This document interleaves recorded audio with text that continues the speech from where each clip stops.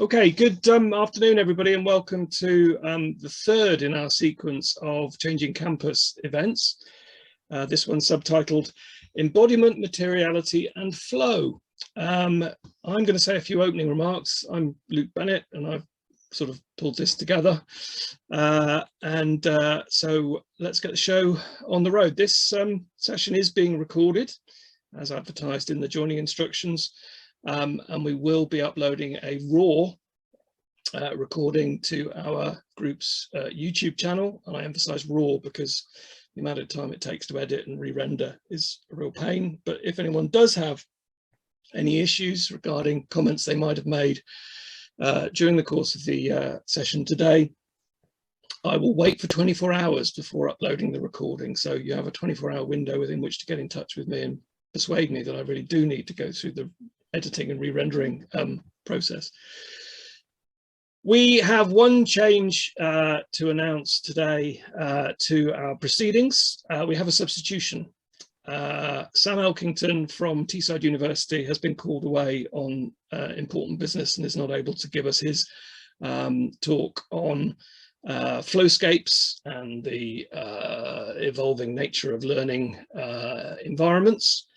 Sam has said that he may be able to record a version of his presentation, which we will either upload separately to the YouTube channel or which we will edit into and re-render the recording anon.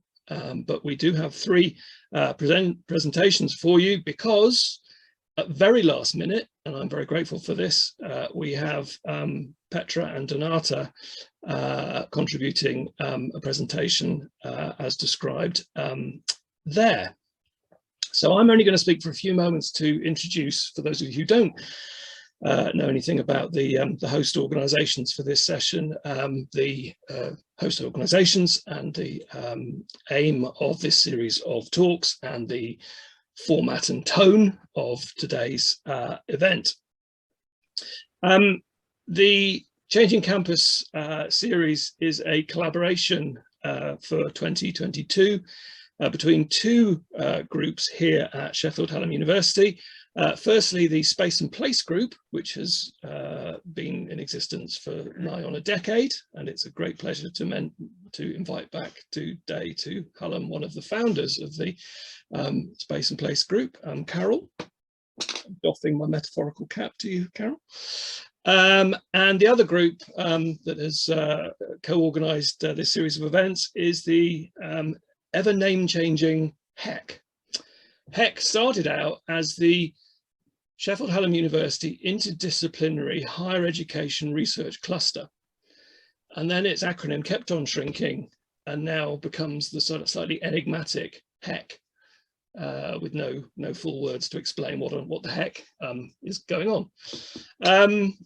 So HEC has been formed this year, arising out of a group of operational researchers, I guess you'd call it, within Sheffield Hallam, who do a lot of the sort of implementational type pedagogic research, but also with connection to many others. So if you're from the HEC side of things, you're welcome today. If you're from the SHU Space and Place group, you are also welcome today.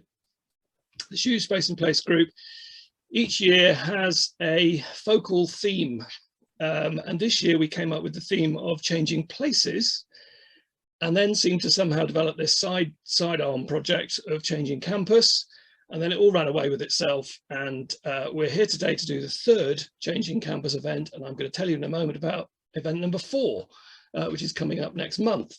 Meanwhile, we've run 3 events, non-educational campus related, in our Changing Places series. Again, the recordings all uploaded to our YouTube channel. And these are the 2 events that we've run in recent months on the non-educational strand. So what about the previous events in the Changing Campus sequence? Each event has had 3 speakers, a mix of external keynotes and Sheffield Hallam-based commentators too. Our first event in January was looking at how on earth do you go about researching the sort of experience of place in terms of campus. And then our most recent event, number 2, was gathering together researchers looking at new ways of thinking about university spaces and the way in which they evolve. James and Layla even got their abstract somehow publicised in Private Eye. They featured proudly in Sude's Corner, because somebody thought that their suggestion that they were going to interview a sofa was a step too far to claim academic sense for, but they proudly and robustly gave a defence of their attempt to have a conversation with the sofa in a learning space. And if you want to hear a good defence of how you can talk to a sofa, I commend to you the recording of session number 2. And we're very much mining into that theme of talking to sofas today. So the opening remarks I just wanted to make were, what on earth do I mean by what I've just said? I've got to try and explain it. When I joined Hallam midway through my working life, change of career kind of situation, I went on what was then the PG Cert, the training course that we used to do every Friday morning. And I remember one of the first things we were asked to do by way of an assignment was to conduct a situational analysis of the teaching scenarios we were about to tumble into. So this would have been, I don't know, late September, having joined, a couple of weeks before and anticipating the start of teaching in this wonderful new world that I'd stepped into. And so we were told to do a situational analysis, and we were told what a situational analysis was. And to be honest, it was lots of years ago, and I've forgotten what I actually wrote about, but I have a strong recollection that it had something to do with arranging chairs in the classroom and drawing a picture of a model student 10 years hence. So trying to project into the future, what would a model student look like? So I thought, well, this thing about situational analysis, it must have lots of sort of really useful baggage for the kind of situations we're going to be discussing today. So I went on a quick Google. There's nothing very systematic about my attempt to get to the bottom of this. But the moment I found an article from 1983 that had in the title Recipes for Busy Kitchens, I thought, oh, that fits in with the kind of things we're going to be talking about today. And then I found within that article various diagrams, of which this that I'm showing you is one. And my heart sort of sank, but then it leapt again afterwards, because it sank because it was all about ideas, the ideational realm, thought. Where was place, where was stuff within this? I'd remembered situational analysis as being about reading the room and reading the bits of the people around the room and how the two things fit together. And yet this is all about, what are the discourses that are fluctuating through the learning situation, blah, blah, blah, blah, blah. And so there's me thinking, okay, right, so if this is this aspect which is about the classroom ecology and understanding how the classroom is going to impress some kind of learning into a situation, for me, it's about the chairs. So there's a materiality there that doesn't seem to be addressed in this, this schematic that Huberman's come up with. And then there's the drawing that we were asked to do about, envisage the future student. I drew a cyborg, basically, thinking back to it. I drew a technologically enabled and equipped and mutated person. But to be fair, thinking back to it, what did I draw? I drew a classically, I don't know, able-bodied, standing uppy type young person of indeterminate gender. All sorts of embedded assumptions were there in terms of what I sketched out and what my group were then discussing. And I think today we'll be having the opportunity to unpack the items that I've put here in red, which are the things that I thought were part of the situational analysis that I'd carried out, but which were beyond the discursive, well, how are we learning? Why are we learning? Why are ideas sticking, etc., and much more about the where is the learning taking place? Who is the learner? What are their forms of presentation to the world? And perhaps most importantly, aligned with what? Cohabiting with what are those learners? What else is in that room, that environment, that situation, wherever that learning is taking place as an encounter place that's forming that successful or unsuccessful encounter. Now, this would have been the point at which I would then say, and therefore we're going to hand over to Sam, and Sam's going to tell us about the multi-place nature of learning in a contemporary university environment. The learning happens in all sorts of places, and what it's about is enabling moments of flow in that Simonelli, is that how you pronounce it? Sense of, you know, maximal engagement, which of course can be triggered in lots of different ways for lots of different people. But this idea of a peripatetic wandering learner who enters into these zones of flow at which learning is going to be maximized for their particular configuration of thoughts and physical equipment, attributes, aspects, whatever they might be. Right, now then, this is the point at which I can't fully see all the screens that I need. In fact, it's not.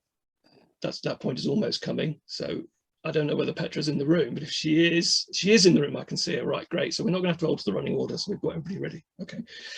So if after the end of today's event, you want more, as I mentioned a few moments back, there is a Changing Campus #4 event coming up in June, which is going to feature those 3 presentations that you see described there, and which is very much thinking about, okay, so to what extent does the campus now merge out into a wider world? Perhaps because people are learning from home, perhaps because people are learning and thinking and experiencing their university lives whilst traveling between home and campus, and also because the campus itself is part of the metropolis and increasingly needs to be seen as an organism that has interactive effects with the localities in which it dwells. So that is on the 16th of June, and the Eventbrite site for that, if I've got my settings right, should have gone live a few moments ago. So I'm going to stop. Others are going to start. We're going to have 3 presentations. There'll be a pause for Q&A discussion at the end of each presentation, and then if we've got time at the end, there'll be open discussion beyond that. So we're going to start with the substitutes, which is not the right way to gratefully introduce people who you're very pleased have stepped into the breach to offer what I know is going to be a fascinating contribution to today. But anyway, I can't think of a better expression than substitute, so please forgive me for sticking with that theme. But anyway, Petra and Donata, if you would like, I'm going to stop sharing. So if you would like to share your screen, you're invited to get underway and introduce yourselves, because that seems the best way for each group to introduce themselves, because they know themselves best. Thank you.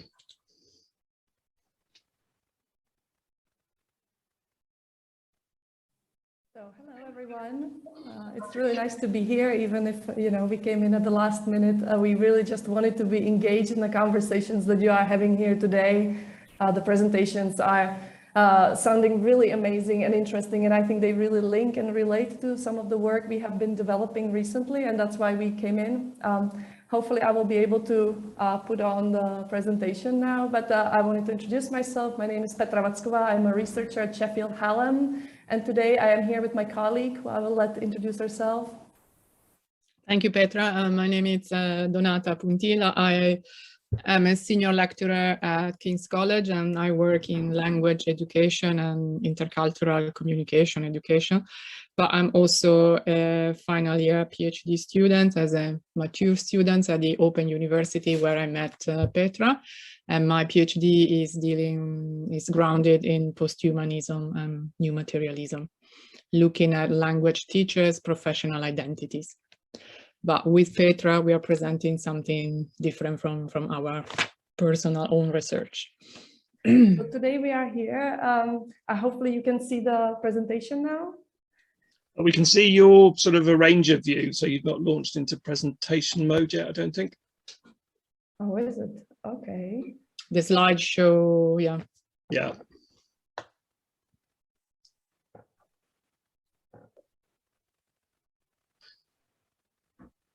If you go up to the top line, the little thing that looks like a wine glass with a floating goldfish in it towards the left-hand side on the orange bar at the top. Yes, but you can see my slides, is that correct? We can see your composer's view. You've not launched into your presentation. Yes, perfect. That's fine. I think that's where I'm going to stick. What I'm going to stick with today. Okay. What we are today, we are presenting not only our individual work, but we are presenting the work of our collective. The presentation will be a reflection or paper that we have recently wrote is a reflection on a recent Dream Team session we have organized at the European Conference of Qualitative Inquiry. And the talk is titled Rooms of Possibilities, Making Spaces for Posthumanist Undoings. We will be in the session thinking about and exploring what it means and what does it do to be a community in the post-digital era. And in this, we will be reflecting on the Dream Team session, like I said, where we challenge digital capitalism, including digital labor and production in academia, by reimagining and enacting new approach to communing during a conference session that accounts for particular biodigital becoming in, with, through rooms, both physical, virtual, and imaginative. As I said, we are here presenting not only for ourselves, but also for our colleagues, a posthumanist collective that we have been meeting together and engaging and sharing ideas and writing together. So this presentation is also a presentation that our colleagues Caroline Cook and Emily Dowdswell and Lucy Ketton have been developing with us. And I will now start the presentation. So I'll pass it on to Donata. Thank you, Petra. So I will go through what we did at the ECQI conference in a dream session.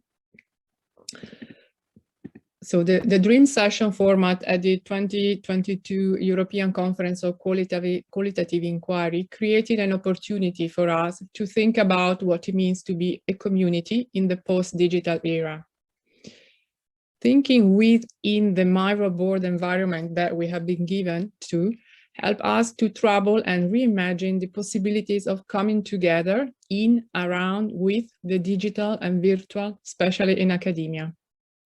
In this session, we set out to account for the condition of our bio-digital presence, that is the coming together of the material and virtual worlds, its possibilities as well as its limitations, in order to challenge digital capitalism and power relations, and instead engage in processes of communing that are contextually meaningful, ethical, and affirmative.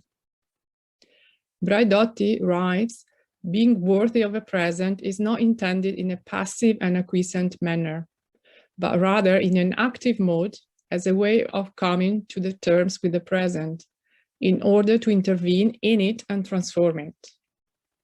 We therefore took up the challenge outlined by Jandrik and McLaren to respond to the continuous reinvention of the human and the digital and develop a new language of inquiry that accounts for this changing relationship.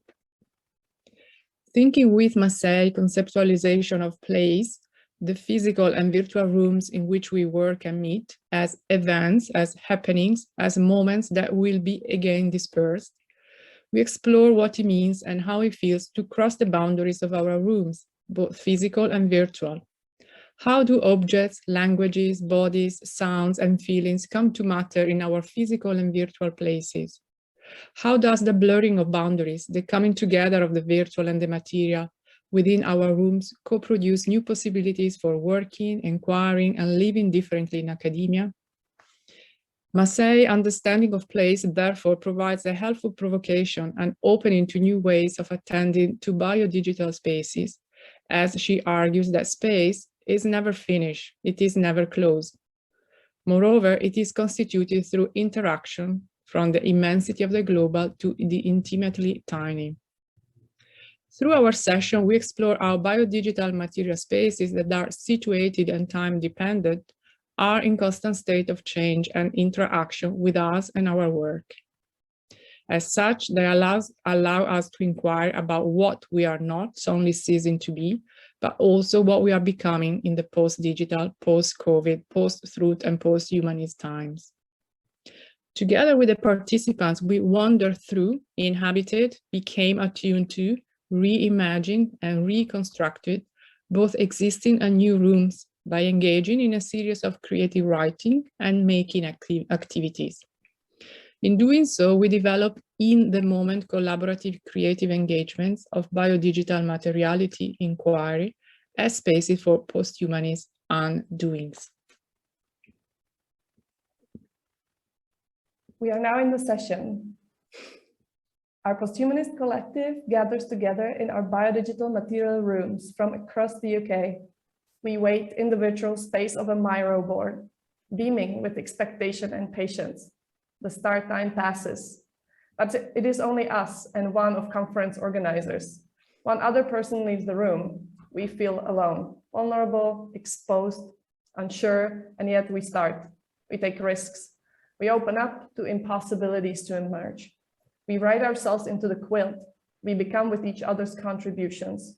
Slowly, more people join in, embellishing, layering, temporarily marking our quilt with their presence. The metaphor of quilting in qualitative research is not new. Dancing and Lincoln compare qualitative research to bricolage, which similarly to quilting is a performative sequence of connecting individual parts into a whole that speaks to the blurring or transgressing of boundaries, as well as to particular relationality, the making, thinking, and becoming together. Quilting is traditionally a collective activity where quilt makers meet to quilt together, exchange stories, rework old quilts, and weave shared threads. Quilting is a process of becoming with through stories, text, images, histories, shapes, threads, quilted across space and time. It is therefore not only a powerful metaphor, but also a practice, entangle and entangling with past, present, and future in a non-linear dimension. We draw on Deleuze and Guattari thinking with what they call a crazy quilt, a nomad textile that does not follow a rigid design, and instead is a heterogeneous, unbounded, and additive space. Such a quilt is made from often found or leftover pieces of fabric of different sizes, shapes, and colors, from old clothes or old quilts that are brought and stitched together to create something new.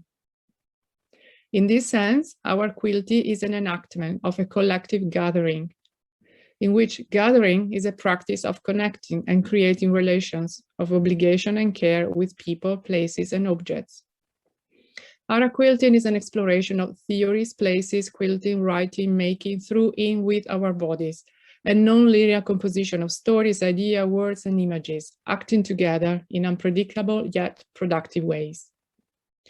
Engaging and thinking with bell hooks, the practice of biodigital quilting developed here is more than an activity of craft and leisure.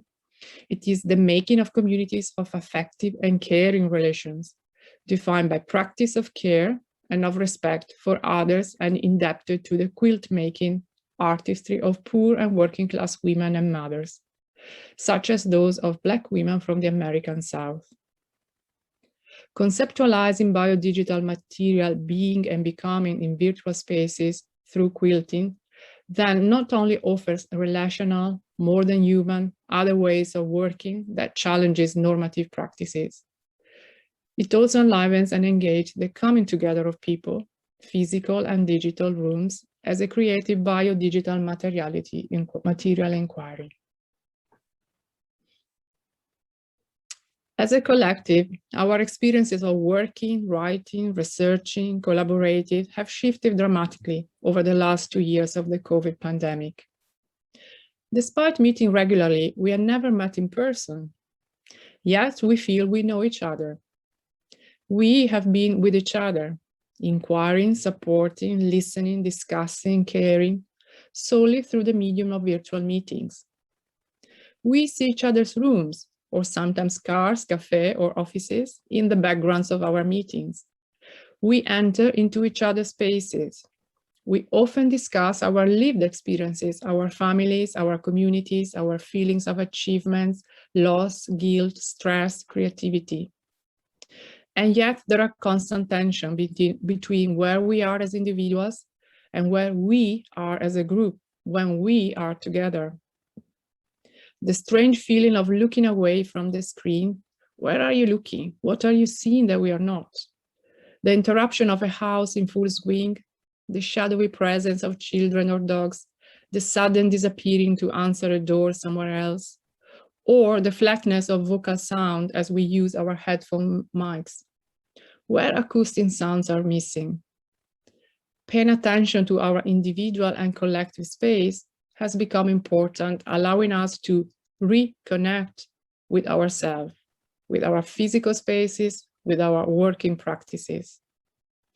We therefore created a similar space of attentionality at the start of our session during the conference to reconnect with ourselves and the virtual spaces of the session, weaving the two with sounds, silences, words, hesitations, images, and absences on our Miro board quilt.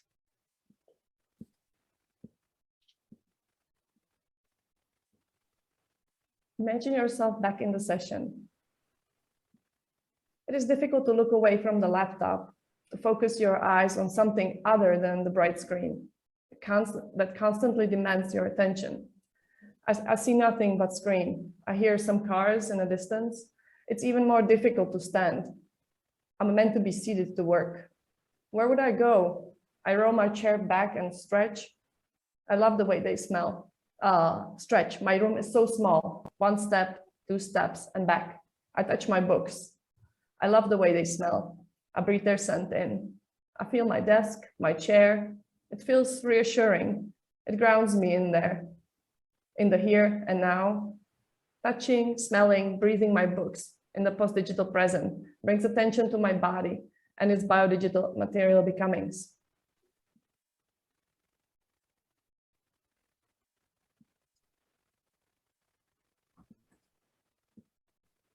During the Dream Team session, and you will see one of the prompts here on the screen, Donata invited participants to look at her room and to diffract with it. She suggested that we all start noticing objects, bodies, artifacts, plants, pets, human and other than human beings in our rooms, adding contributions to our digital quilt as a form of greeting, acknowledgement, and opening up to their presence. The room you see in the picture above, it's my study. It is really my study. It is my comfort zone where I feel secure, protected, belonging. It is both a physical and metaphorical space where I can think, create, do, be, imagine, dream. A space I design with care, love, affection, passion, respect. Respect for the objects and plants which are surrounding me, which have been given to me on special occasions, or objects that I choose to be with me and which contribute to generate these ideas, emotion, thought, experiences. This room is full of bodies beside me. I'm not alone. I carefully choose every single object who keeps me company in my thinking, doing, researching, reflecting, being. This room has greatly contributed to shaping my thinking and my being in and outside academia. My room, me, outside me, is full of myself, yet it is not me. It is an enclosed physical space with walls and boundaries, yet it is a room of possibilities. A space open to new ideas to emerge. A space where my multiple selves can coexist, where they belong to each other, where I can breathe. I'm grateful to this room for having sustained me through difficult times, for having provided a containment, a nest, a space to be, a space where digital encounters have taken shape outside the physical boundaries of these walls, beside the many objects which are surrounding me. It is a shared space, indeed, shared with the many colleagues who have inhabited this room with me in the last months, while a new dimension of biodigital education is emerging. A space full of voices, bodies, sounds, words, noises, me, not me. A space where new encounters where are possible, a room of possibilities. The plants surrounding me occupy a special position in my room assemblage. They breathe, they give me oxygen, they are alive. I nourish them, they nourish me. They are vibrant. I'm grateful for their presence, for a bit of nature in my room. My dog is also here, under my desk, from time to time, keeping me company. I'm grateful to her too. My books are here, surrounding me, pushing me outside my comfort zone, providing new encounters, defining very clearly who I am and what I'm not, where I do belong and what I would like to be. I'm grateful to them too. My room is here and elsewhere. I belong here, yet I don't belong here. Sitting at my desk, I encounter other rooms, other beings, other belongings. I'm grateful to be here, in this space. I claim to be mine, now with participants blending into my room.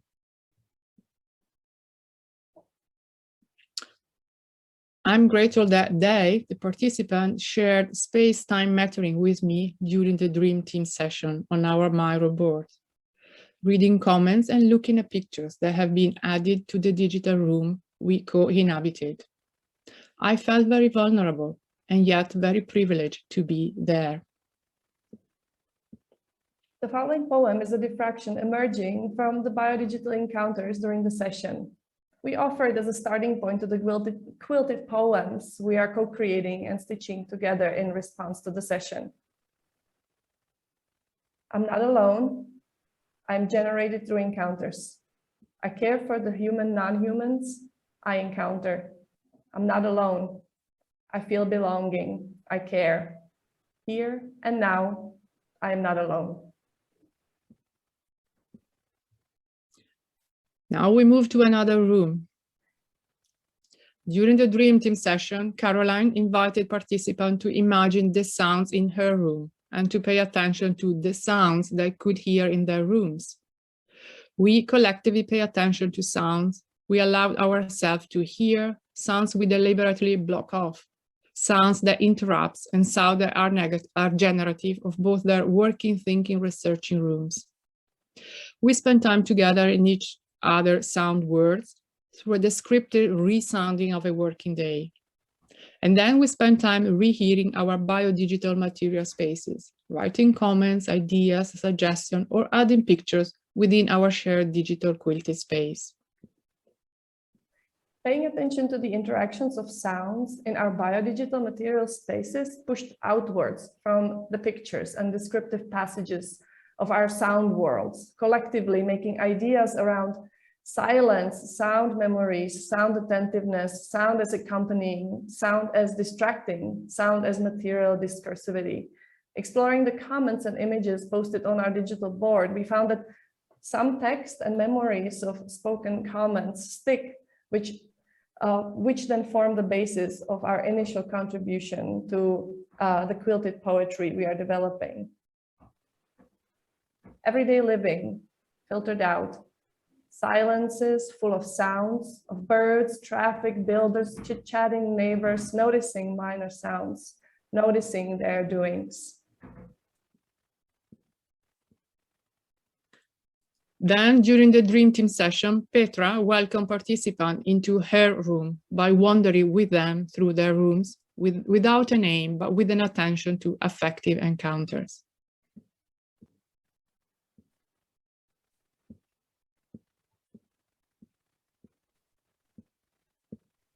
My room is my kitchen or my office on a good day. It is a place where I work, Zoom with colleagues, cook meals, write homework with my son, and take breaks over coffee with my husband. My room is a room filled with and shaped by encounters. It is where I look out and wave at the neighbor passing by the window in the morning. It is where I shush my dishwasher in the middle of a meeting and hear the nagging of my empty fridge. It is where I feel my body melting into my seat after a long day of video conferencing. It is a place I feel bound to and a place where my encounter with the time differs from the way I encounter time outside of my home, outside of my window. The notion of becoming in and with my room is why I chose the painting titled Self-Portrait by Leona Carrington to accompany me during the session. It speaks to me and to my room. My room and Leona Carrington's room are rooms where boundaries of the inside-outside, real, imagined, human more than human, become blurry, and as such become spaces for posthumanist undoings, which are full of tensions as well as possibilities. To me, the coming together of my room, Leonard Carrington's room, and the online newsrooms announcing the passing of the incredible scholar and activist Bell Hooks surfaced the issue of belonging, a notion that Bell Hooks explores in such a rich and layered detail in her book with the same title. In it, Bell Hooks writes, "Like many of my contemporaries, I have yearned to find my place in this world, to have a sense of homecoming, a sense of being wedded to a place." She also adds, "Searching for a place to belong, I make a list of what I will need to create a firm ground," which guides further thinking here. What does belonging mean in the post-digital world? Where do we start in creating a firm ground?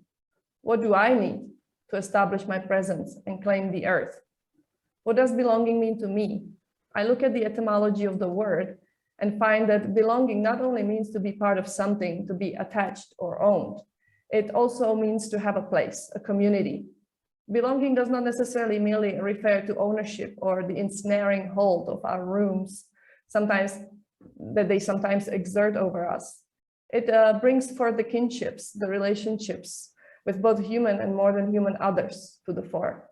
This is what belonging means to me in the post-digital world.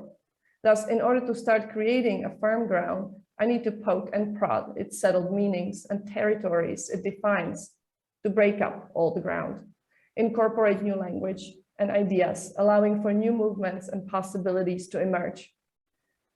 I conclude the walk through my room by changing the territory and wandering across and outside of its boundaries towards the participants, by leaving them with the following questions. What is it that you need to establish your presence and claim the earth of your biodigital becoming? How do you create a firm ground?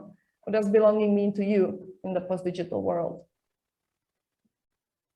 In response to our biodigital material exploration of the notion of belonging, the following poem is a reimagination and reconstruction of both our existing and new rooms, and one of our first contributions to our quilted poetry exercise in communing. I'm taking you with me, and you are taking me with you. Though you are not there, and I'm not there. Being in a longing for more than oneself, and holding spaces open. This is and isn't home. We're now coming to the end of the presentation, so we want to just wrap up with a couple of reflections and summarizing what we learned from the session.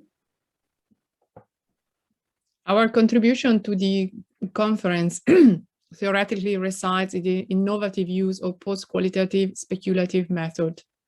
This is a methodology that attempts to deconstruct the hierarchical human-centric modes through rhizomatic rather than arborescent hierarchical systems, where arborescent thought always places the human subject and human-centric concerns above those of non-human entities. Through our biodigital material quilted, we use a flattened and open-ended methodological approach that works to say something more about the mutual imbrication of our biodigital lives. Indeed, this has been a collaborative performative inquiry, where we were forced to reattune to the midst of conference events that unfolded in gathered vulnerabilities. Facing the prospect of delivering to an audience of 2 at the start of the session, we stepped into the collective vulnerability and carried on with the presentation, regardless to who entered the virtual room or not. We took a collective venture into the non-yet-known, where other unexpected entities contributed to our collective biodigital becoming. Forces among sound, silences, images, pace of the session became effective and co-created new possibilities for particular undoings to create different collective performative acts. What made our biodigital becomings palpable was our collective attuning to the unplanned pauses, the slowness of pace, and the prolonged silences throughout the presentation, undoing so much of what we previously knew of conference practices. The silences that occur between participants' audio contribution became powerful components for reflection, diffraction, attunement, attentionality, in helping us to shape our collective sense of belonging among the disparate images, words, objects, sounds that fill the physical virtual space. For example, occasional background sounds often leak in from our open microphones, prompting further interrogation and wonderment.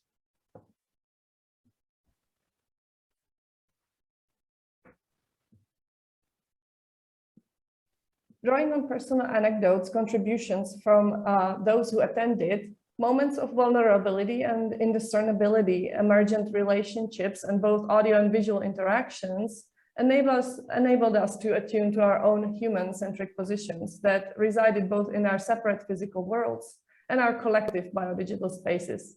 In doing so, we glimpse into the flows, materialities, and bodies that share in biodigital material spaces. We adapted, responded to new ways of being through a collective process of biodigital material attuning and communing.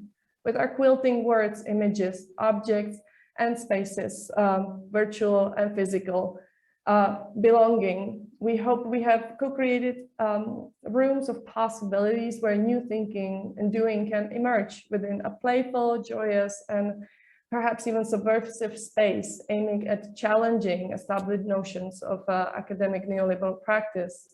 And we believe our quilting poetry stands out as a metaphor for disruptive activism within and outside academia as a biodigital space for creating new paths, new threads, and new beginnings. So thank you so much. We hope that our presentation started this this wonderful workshop, and we really look forward to hearing other contributions. Thank you very much indeed, Petra and Donata. That was a lovely way to get us started, yes, you get a thumbs up.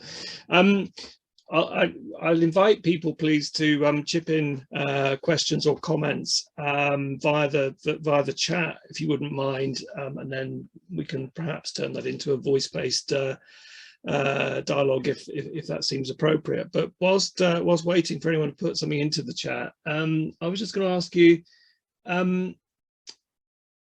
would I be wrong to detect an optimism in what you've presented there, because there's so much pessimism about the reductiveness of online modes of interaction and engagement, and your whole presentation, your whole methodology seems to be a celebration of the opportunity actually for an enhanced connectivity with person to themselves and their room from which they're joining the meeting, and also an enhanced sort of opportunity for exchanging symbols, meanings, insight, emotion, affect, whatever. Am I allowed to talk about optimism in these present days? I don't know. What do you think?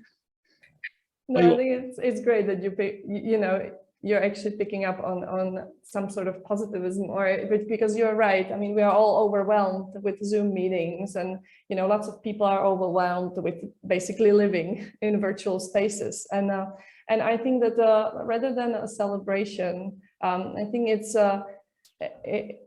the whole session, or the work we are developing, is thinking about how this kind of biodigital is it's not just virtual rooms, it's our own rooms, and thinking about it in an expanded way. We are living in what we say post-digital era, drawing on the work of other wonderful scholars. But what it means is that we are all sort of tired of the digital, but the digital is still a part of us. But we are also realizing the digital is not separate. The digital is part of our daily surroundings, our daily environment. It's the computer that I am touching. You can see the room that I'm sitting in. It's this kind of transitions between the virtual and the physical that we are very much interested in. And and I think maybe Donata can pick up on some of this here. We really want to think about what it does allow us to do, as well as what it doesn't. What are the things that are excluded, as well as what are the things that are included? How does it allow us to experience our ways of working together differently than what it has been in so far? So in that sense, it presents an opportunity. Yes, so it's viewed as an opportunity that we are becoming part of, and we cannot really separate ourselves from. So how can we start thinking about it in a productive and affirmative way, as I think we would pose it. Donata, do you want to add anything? Well, yes, I agree. And I don't know if using the word optimism, because maybe it sounds a bit too optimistic or a bit neoliberal, you know what I mean. So, but I don't love technology, and I really struggle at the beginning to, like lots of us, to come to terms with the use of technology in teaching. And then slowly I found new possibilities and actually allow me to explore different places, and the blurring of boundaries.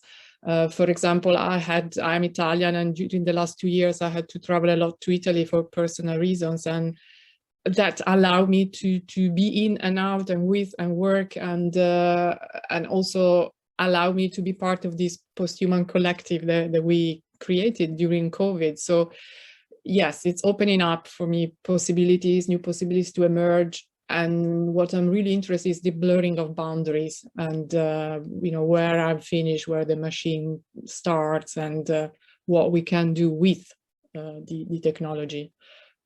So yes, if you want to call optimism or new possibilities. Yeah, but the possibilities, I suppose, are not given. They have to be created, and you're not saying that every single encounter online would be joyous. Yes. You're saying it could be made joyous.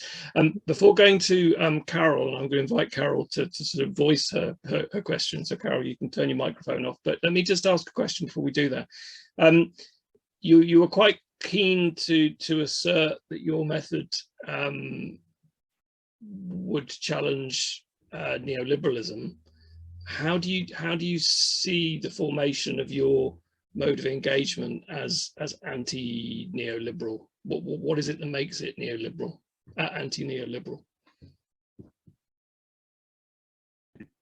I think for me, it's the operating outside the structure. So, for example, what happened in the creation of our group was something completely spontaneous. So it was not imposed by structure, was not within a framework. So for me, it's that. And I don't know, Petra, if you want to add something. Yes, I think it definitely diversifies or allows different voices, places, people, objects to come into conversations.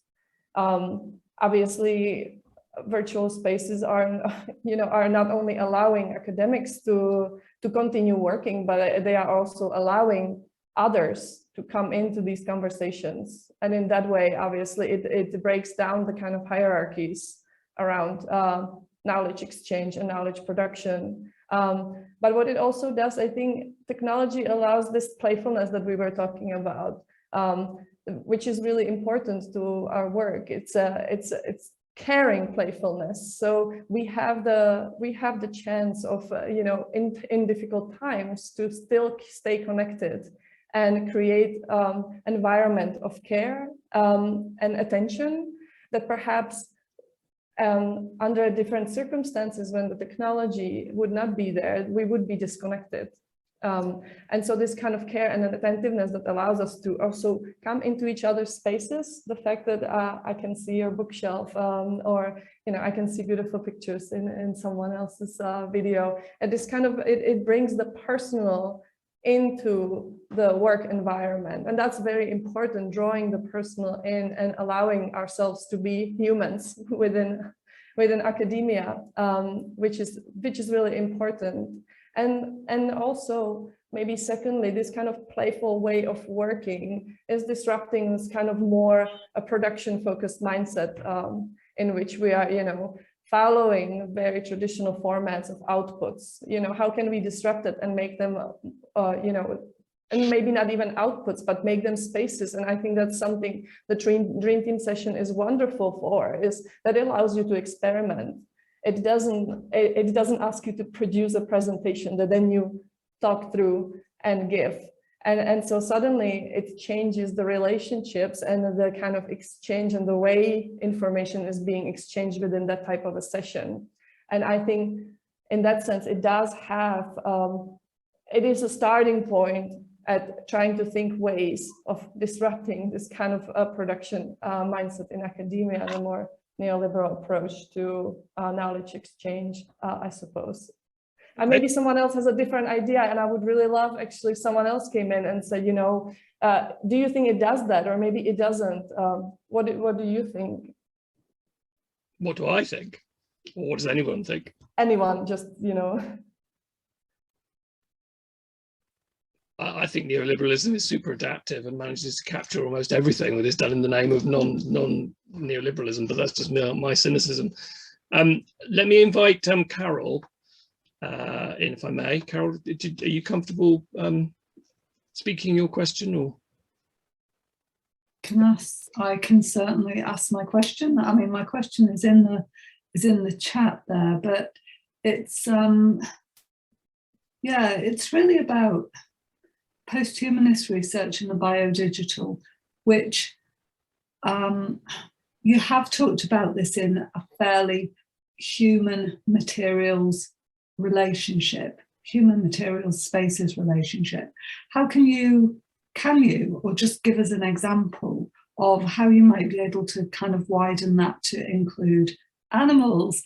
I wrote a chapter many years ago about my dog, and it was refused by the ref panel because they said, this is not serious research. I was doing some really good theoretical thinking with that chapter, but you know, I was talking about the dog in my room. I was talking about going for walks with my dog as exactly what you were just saying, Luke, a kind of an antidote to the incessant capture by neoliberalism.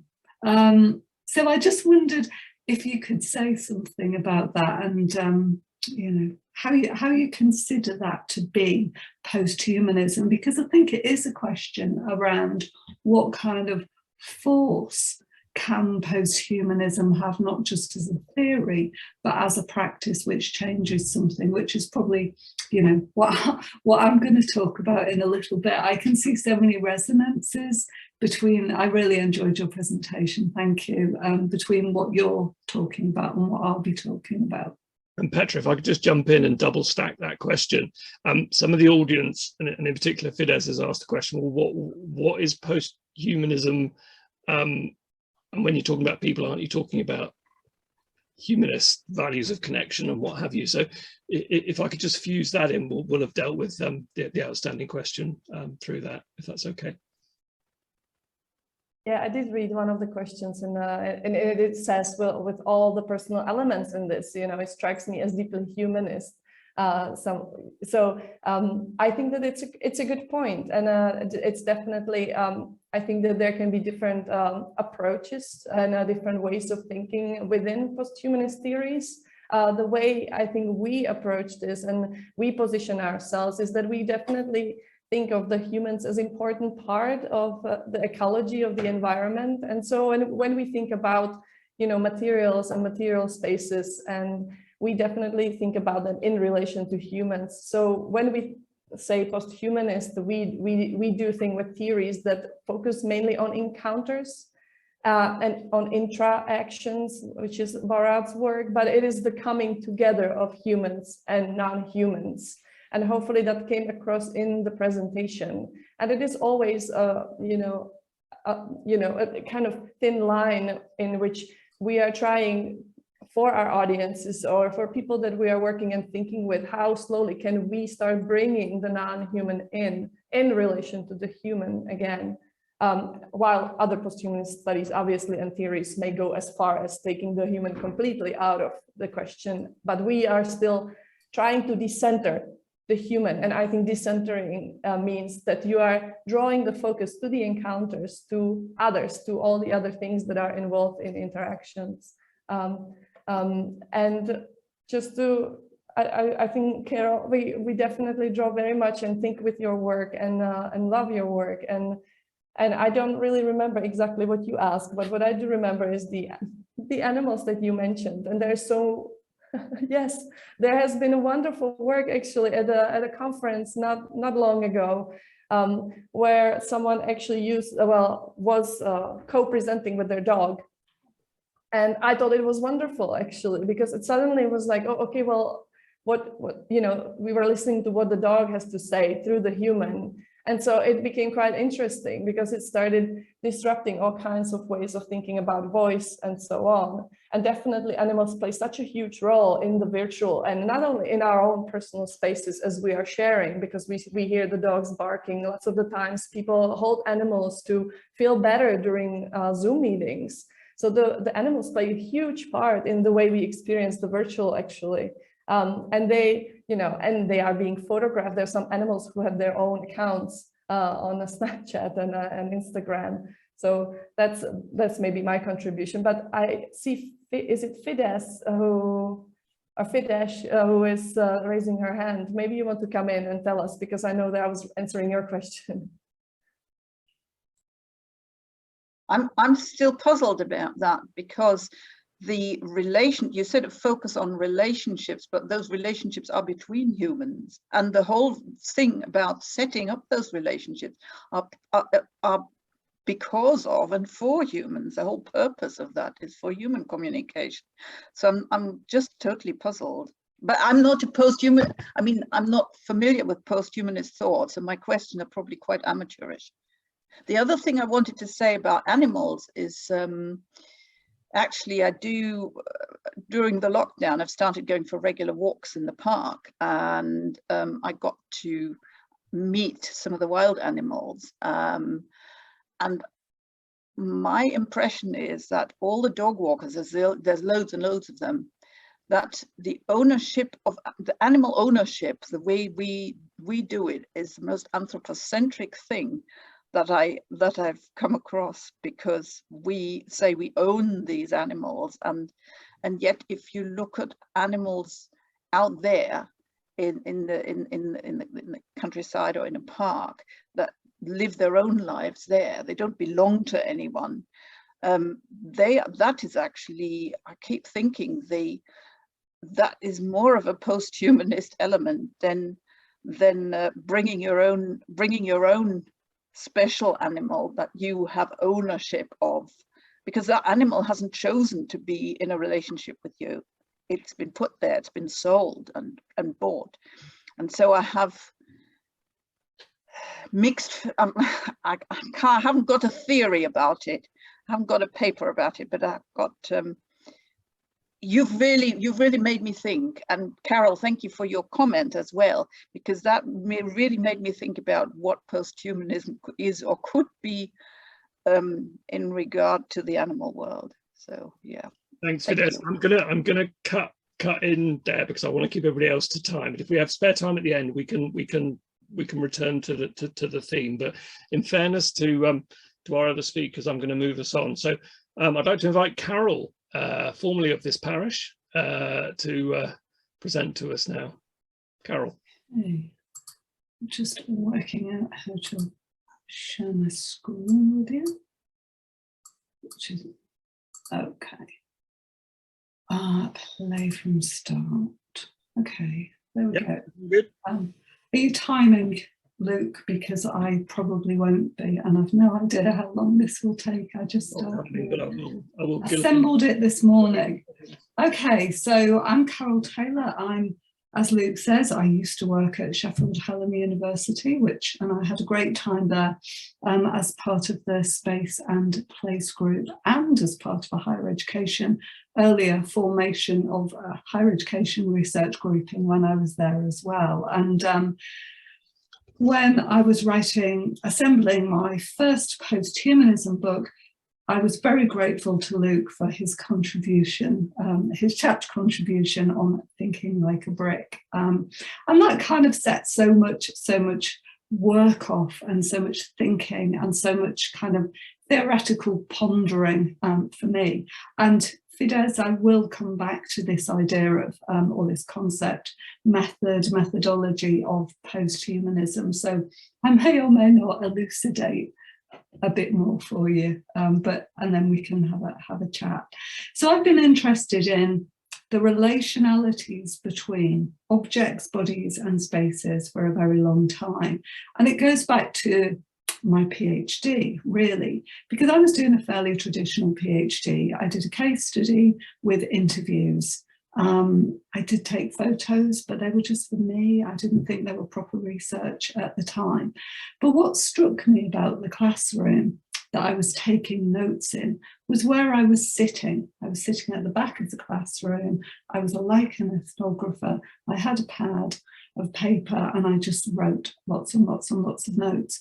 But I started watching the interactions and what my positioning within that quite confined space kind of enabled and made possible, but also disrupted as well. And as I did my work in the 2 sixth form colleges that I was working in,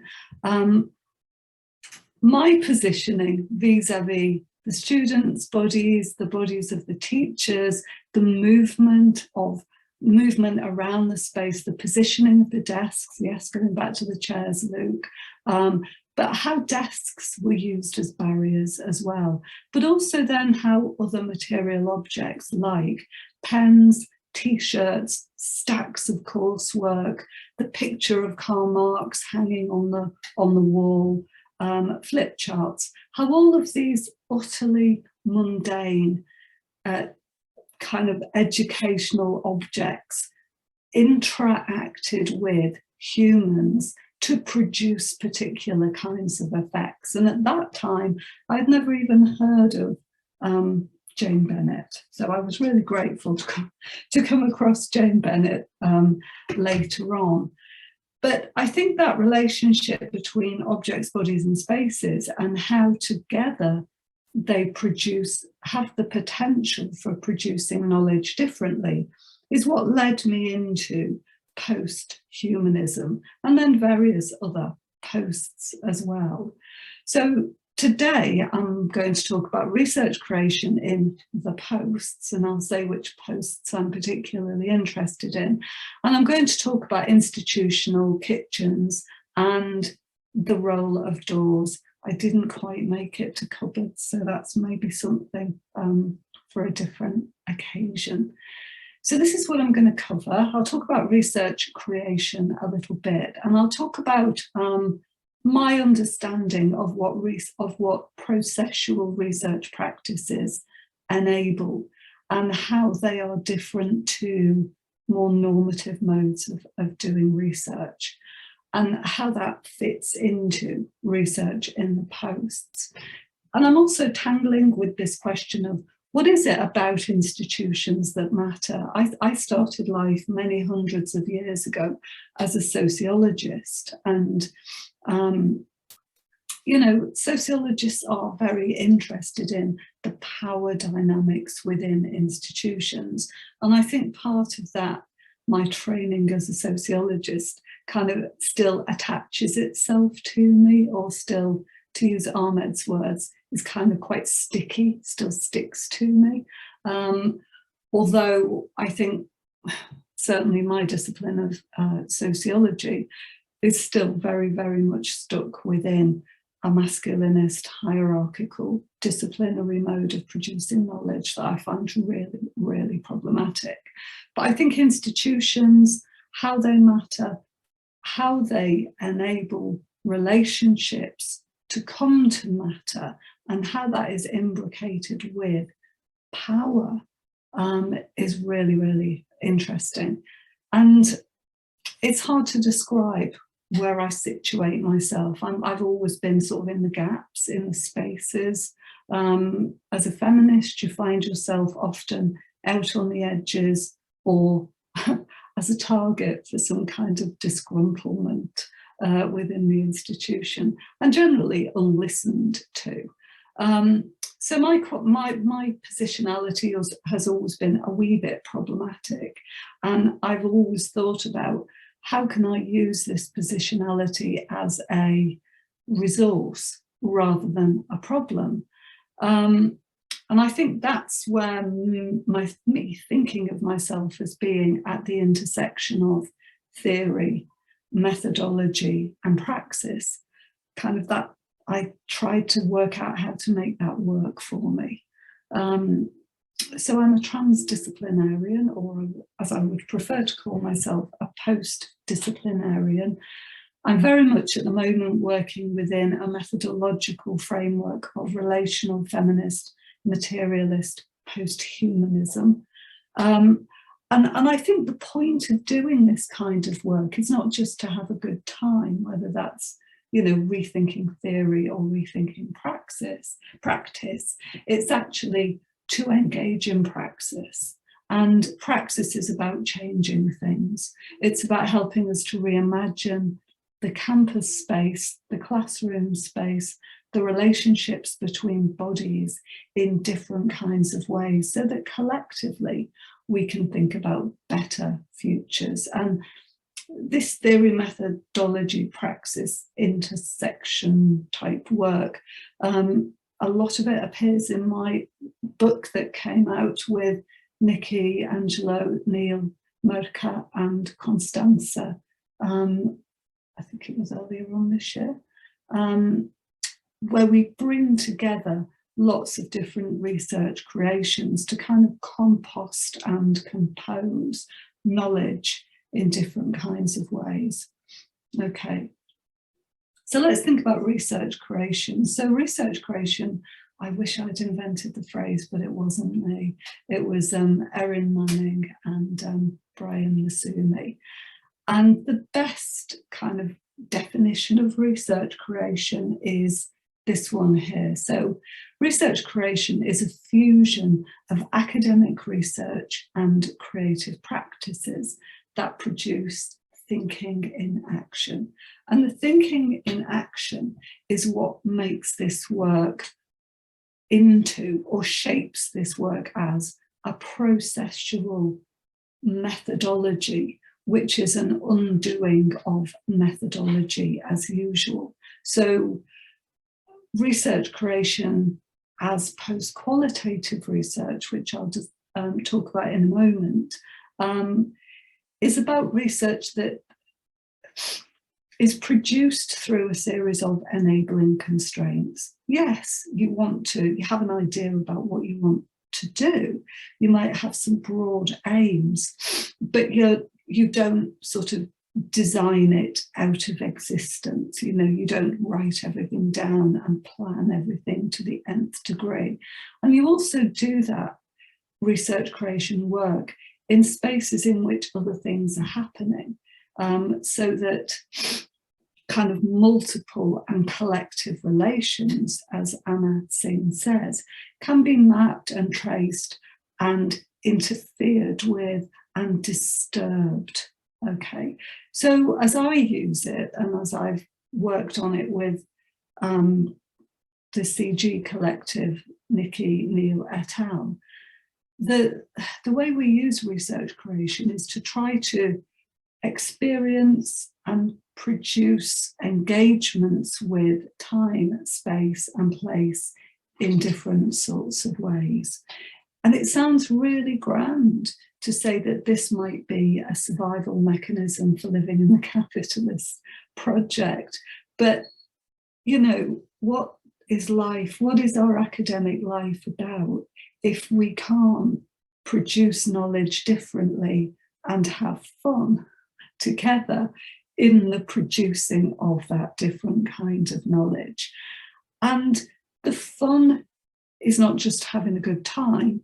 The fun is actually about developing critical and collective ways of knowing, thinking and doing differently. And in many ways, this fits in with, you know, my situatedness as a problematic and potentially killjoy feminist, which I've been situated in for quite a long time. So that's research creation. Oh, now how to move on. There we go. So, like the first speakers, I'm working with a number of different theorists who have helped to develop what I'm taking up as posthumanism. So Karen Barad's work is Karen Barad and her work is one of those thinkers. So Barad talks about space-time mattering.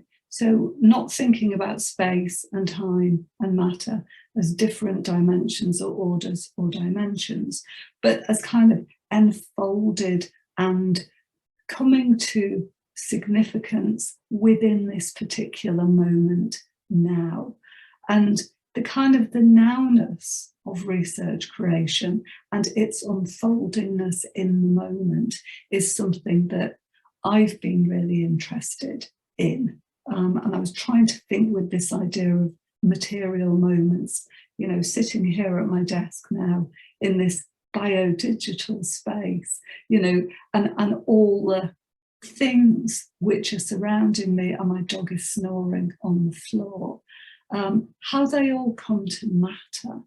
And Nikki Fairchild has been thinking with this notion of relational time. So all of the things that come together as relationalities within those particular moments. And then I think about the space of time-space mattering or space-time mattering through the lens of Doreen Massey, who I think has been so important in terms of developing a feminist, humanist, a feminist human geography, which is, it allows you to zoom into, you know, the kind of entanglements and the materialities and the power plays. So I'm trying to kind of bring various different things together. And you know, what is it about institutions? I am totally institutionalized, and I'm institutionalized in different ways by different institutions because they produce human, non-human, object, space, relations in different kinds of ways for different reasons.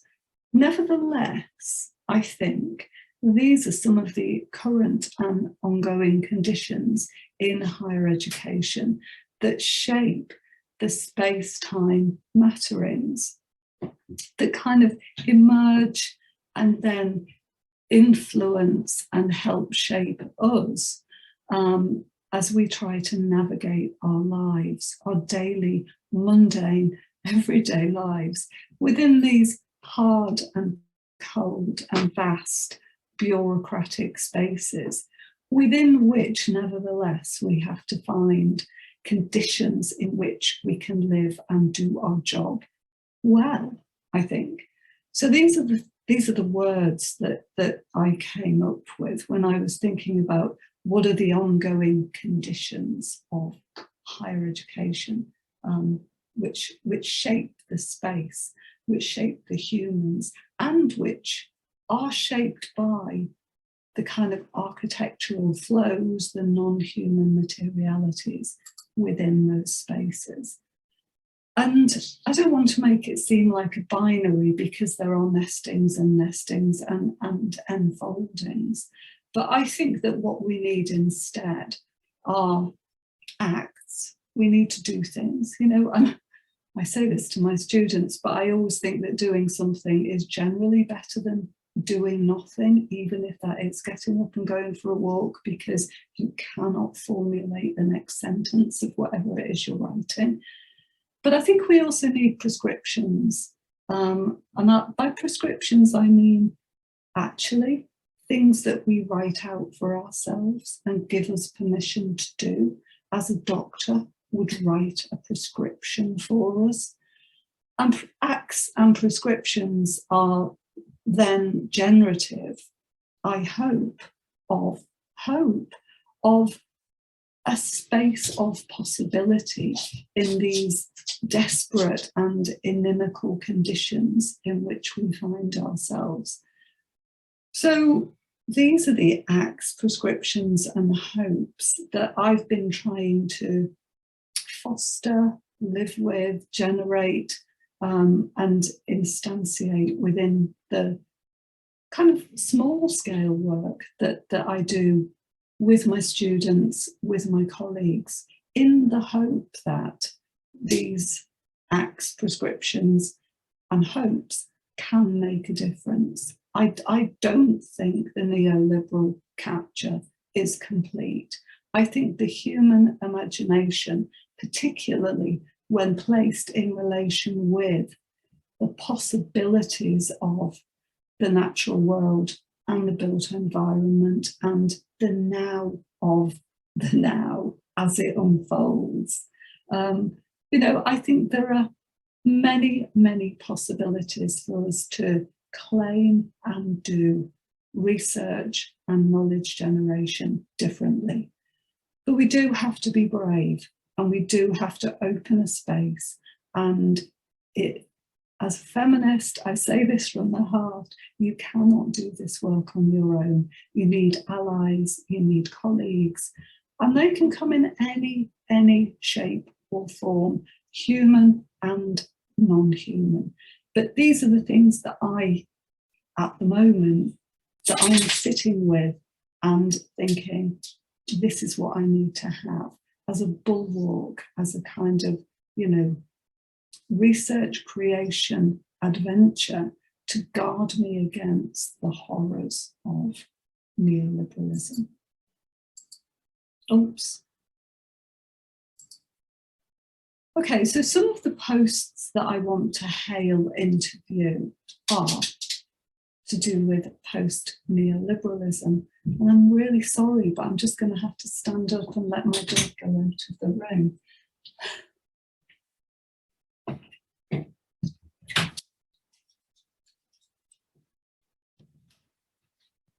Something exciting is happening elsewhere in the house. Okay, hailing the post interview. So these are three of the posts that I want to hail into view. Post-neoliberalism.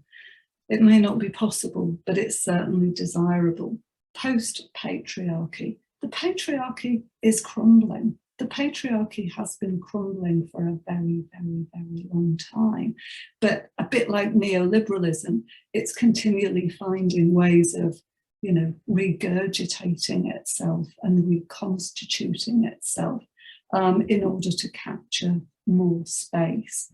And post-anthropocentrism, you know, we have to find ways of getting away from the damage that white colonialist extractivism has forced upon the planet and all its inhabitants.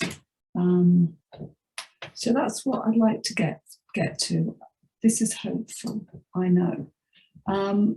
And the theoretical framework that I'm using is feminist posthumanisms. And this really is about trying to work in the gaps, the interstices, the cracks and the fissures. These can be generative spaces, you know, get in there, do something. Sorry, my dog's now going in and out of the room.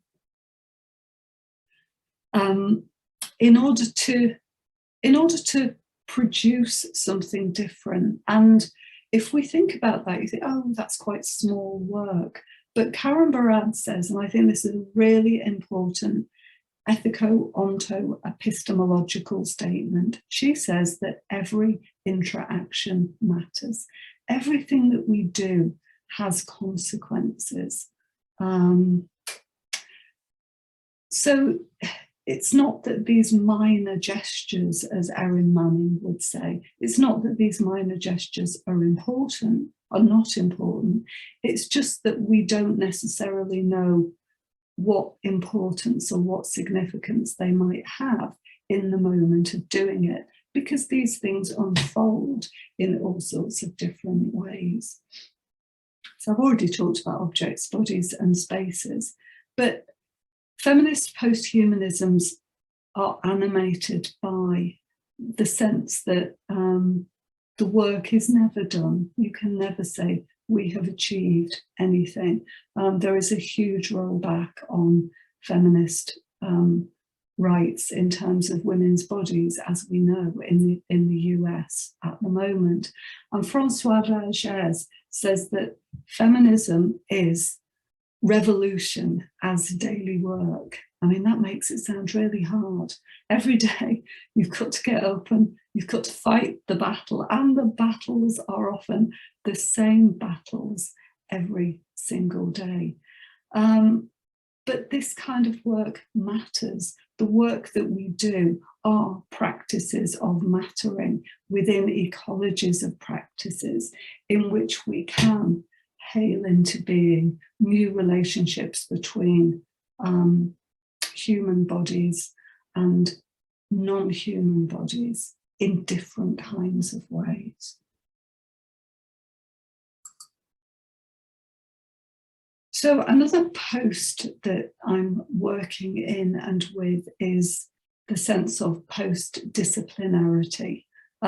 Michael Young, who is a very eminent sociologist, connects powerful knowledge to disciplines. And it's entirely true that the kind of modern university, if you like, has been constructed around disciplinary spaces, and disciplines have been really important for the development of academic identities. Part of the problem with that is that none of the problems that the world has, extreme poverty, refugee crises, ecocide, these problems have not been solved by disciplines. Disciplines cannot get anywhere near to solving these problems. They can't even solve much more simple problems like beating the common cold, never mind, you know, a pandemic. So it seems to me that transdisciplinary and post-disciplinary work is where we have got to situate ourselves if we want to address not just the big problems, they were the big problems I mentioned there, but all the little problems that we come across every single day.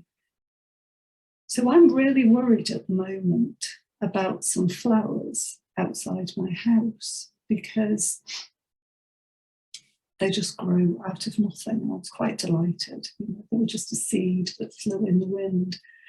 Last year, there were loads of bees, you know, at this time of year, and they were buzzing around these flowers. There are no bees there at the moment, and it's not just because the weather's a bit rubbish, you know, and I know that there's an insect apocalypse. We cannot solve that by sociology, education, architecture, you know, health in our disciplinary silos. We need to speak across disciplines. And we need to think about, or I'm thinking about, how feminist, posthumanist in discipline, not just working beyond disciplines, but actually undoing the foundations of disciplines in quite, you know, fundamental ways, can be important for ongoing praxis and activism. So that's a number of posts. Here's another post to entangle with. So post-qualitative research. Do I situate myself as a post-qualitative researcher? The answer is yes, no, sometimes, possibly. I don't find it a comfortable label at all. It's a label, a description, which comes out of a particular way of training postdoctoral students in America, you know, a fairly rigid system of you do qual 1, you do qual 2, you do something else, and then you end up with a certificate. We've never really had that in the UK. Even sociology has been, you know, quite innovative historically in terms of research practices and possibilities, and certainly it's different in different national and international spaces. So post-qualitative research, it kind of works for me, and it also kind of doesn't work for me. But I'm taking it as an opportunity. It's a label. Let's open the label up and see what we can do with it. And these are just... You've got 5 minutes to open the label. These are just some of the formulations around post-qualitative research that kind of open up the possibilities of research. What happens if, following your curiosity, daring to do things differently and commit to that doing, experimentalism, and trying to bring, to go back to hope, Manning's phrase of hailing the not yet is about bringing that hopeful future into possibilities. So how have I put all of this to work? I've got two examples that I want to talk through with you. Kitchens. If you ever spend time in institutional kitchens, they will take you right into the heart of power, through the micro practices that go on with them, and how power gets materialized and enacted through the spatial dynamics of what happens there, what comes to matter, what gets materialized. So I've just got a few examples that I wanted to talk through with you here about kitchen micro practices and the kind of affective choreographies that bring together objects, bodies, and spaces. So in my kitchen doings, I came across this, and it was fancy a frock. Somebody had brought in some rather glamorous frocks, hung them up in the kitchen and was giving them away. Acts of generosity. And that kind of made me think about, you know, reconceptualizing ideas around the gift. It's a takeaway. There is no reciprocity here. There is no need to be responsible to the person who's giving those things away. Also generosity in terms of tea towels. I can't do with grubby towels. So that was in a vox pop that I did. I do take them home and wash them. The unbidden and the unseen labour in order to make the kitchen work as a better space. And, you know, I spent quite a long time walking around kitchens in Hallam and in other institutional spaces that I've been in, taking notices, just taking photos of notices, and the kind of practices of cleanliness and health and being a bad person or a good person, categorizing bodies and people, depending on your, you know, where you sit on that clean, dirty spectrum. And it's entirely mundane, but it's also institutionally fascinating how those things happen. A second kitchen example that I wanted to give you was about milk. I hope you can read the sign on the big milk bottle on the right-hand side, because in my kitchen doings, milk and the stealing of milk, the acquiring of somebody else's milk, the bringing in of milk and having it taken by other people, you know, it was absolutely a heartrending and hot topic. And it just little things like the heart on top of the milk, it denotes belonging. We moved into a different building and people started putting the smiley face on milk tops. We got known as the smiley face, the smiley face club. Only certain people could belong to the smiley face club.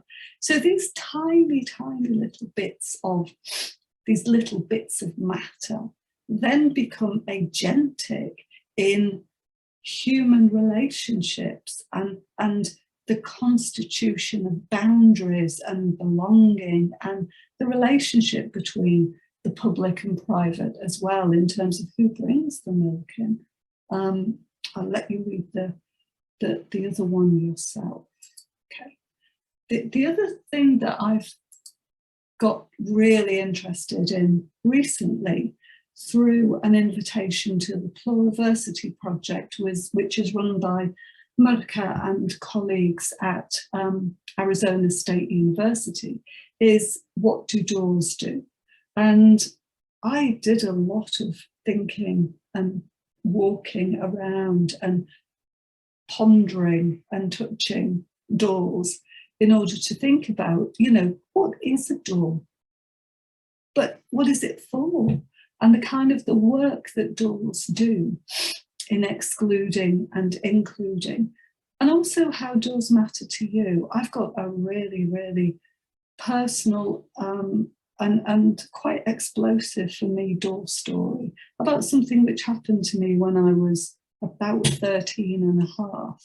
And I've been carrying this door story with me, you know, for a very, very long time.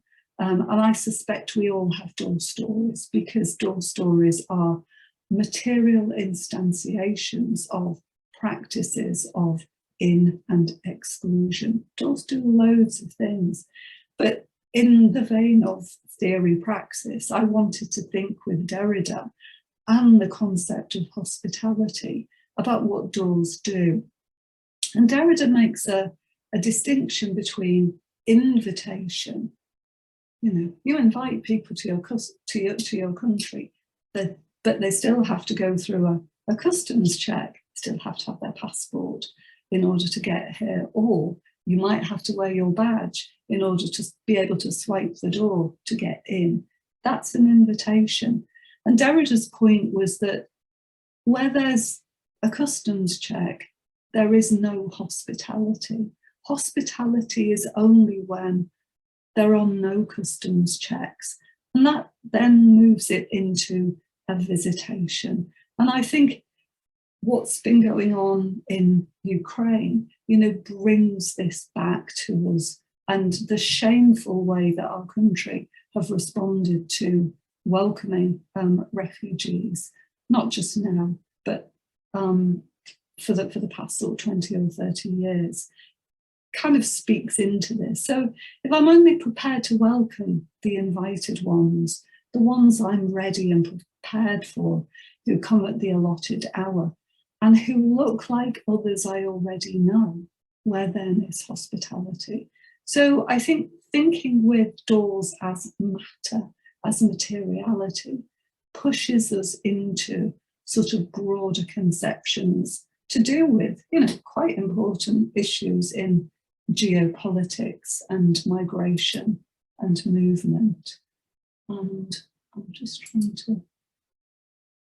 So this is kind of hot off the press. This is something that I did with the Get Up and Move collective in my own institution at the University of Bath last week. So it was a pop-up research creation event around this question, what do doors do? We set up a number of, we made doors, just kind of handmade things, but also some beautifully produced hand-wood planed doors as well.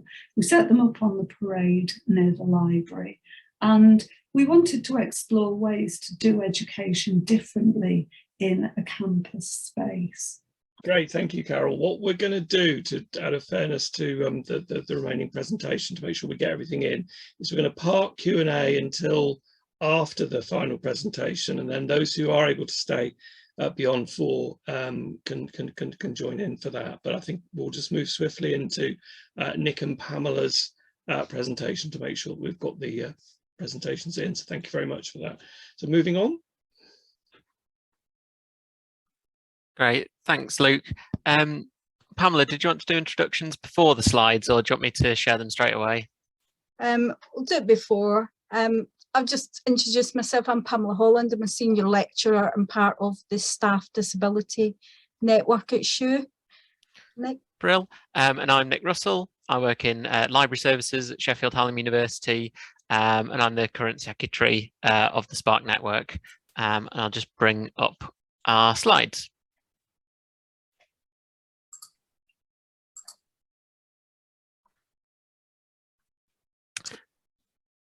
Okay, so thanks for having us. We're representing the rest of the disabled group network, and obviously we felt it was important to bring some of our experiences of the changing campus and some of the challenges we faced in relation to ableism.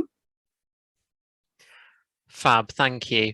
So our presentation is going to focus on the experience of staff, but I think it's fair to say that the experiences of staff are mirrored quite closely with students as well. So I think this is applicable for staff and student kind of spaces and experiences. So just to offer a very short explanation of ableism, just to ground us. So ableism is discrimination in favour of non-disabled people based on the assumptions that physical, cognitive and sensory differences that disabled people may live with are deficits. And it's very much rooted in an outdated thing called the medical model of disability that assumes that disabled people need to be fixed. And it manifests in physical, environmental and attitudinal barriers that exclude and stigmatize disabled people as less than. And what we really want to encourage the approaches towards is the social model, which very much recognizes that it's a non-disabled society that puts the barriers in place for disabled people. So it's very much society disabling the individual rather than the other way around. And just some everyday examples of that we see quite regularly are people believing that a particular diagnosis tells you everything that you need to know about a disabled person, this very one-dimensional view of disability. One that comes up a lot actually at the moment in the media is viewing disabled lives as tragic or inspirational. That, you know, disabled people can't just have normal lives. You've either got to feel sorry for a disabled person or you've got to put them on a pedestal. Believing that disabilities must be visible. So myself, although I have a visual difference in a birthmark, all of my what I would describe as disabilities are invisible. And also just failing to consider accessibility when approaching spaces and places, so especially around form over function. So you know, just what looks nice rather than what's actually going to be practicable for the people using the spaces. And just a little kind of visual of this, well, a couple of theories that I've mashed together. So we've got a cartoon on the screen now of a school with someone clearing the steps of snow, and a wheelchair user speaking to the person clearing the snow saying, could you please shovel the ramp, please? Can you clear the ramp, please? And the person says, I will as soon as I clear the steps. Lots of people are wanting to go up. And the response to this is, if you did the ramp, we could all use it. And it's a really lovely and very simple visualization of ableism. It's doing things for the benefit of the masses and ignoring potentially that minority.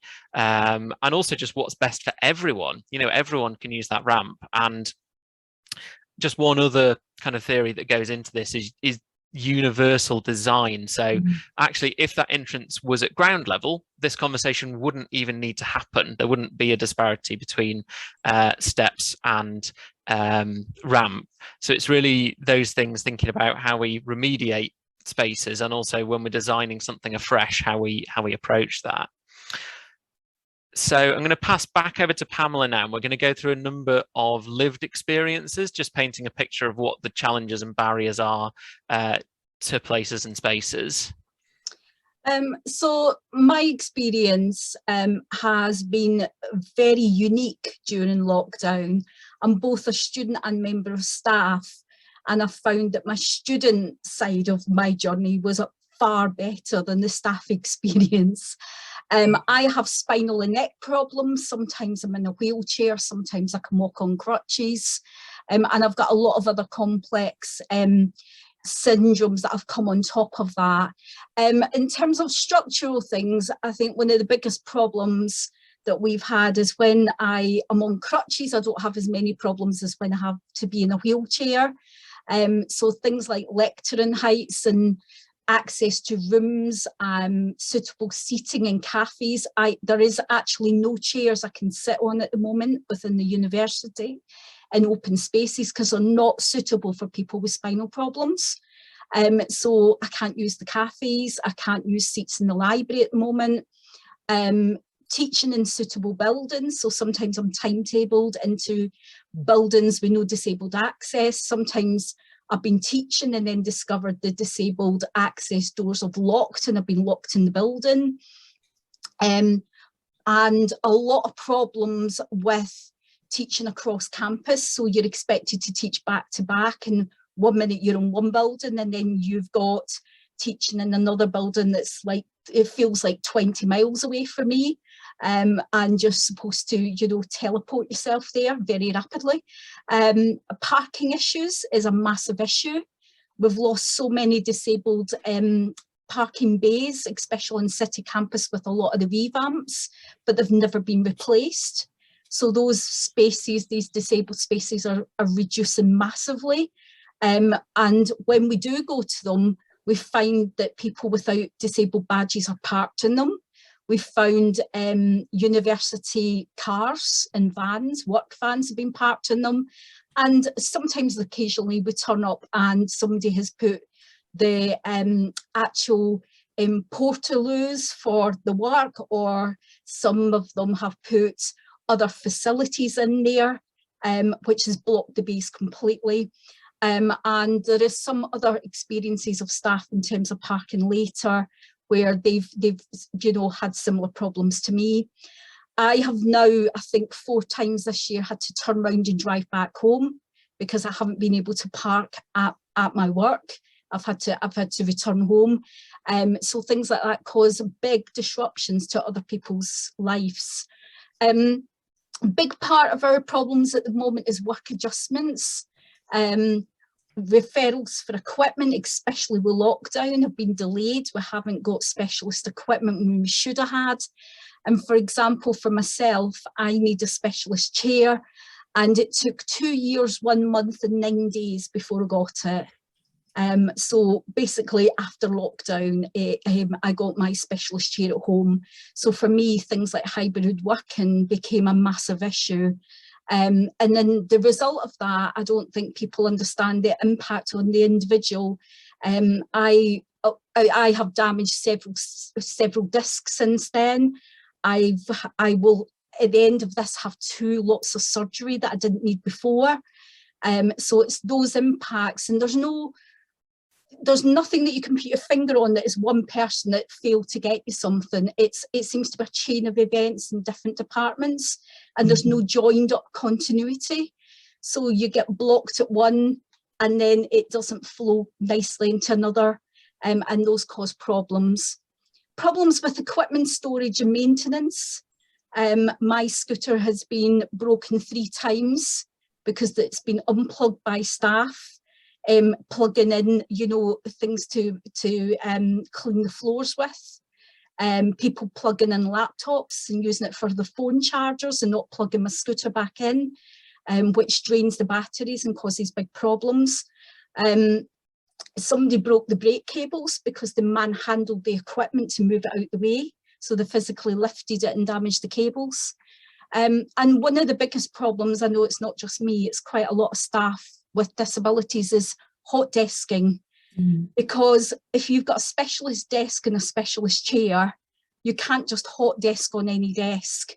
And I was actually asked by somebody to push my chair around the campus. I was thinking, I can't stand up most of the time out crutches without pushing my own chair. So things like that become a big problem.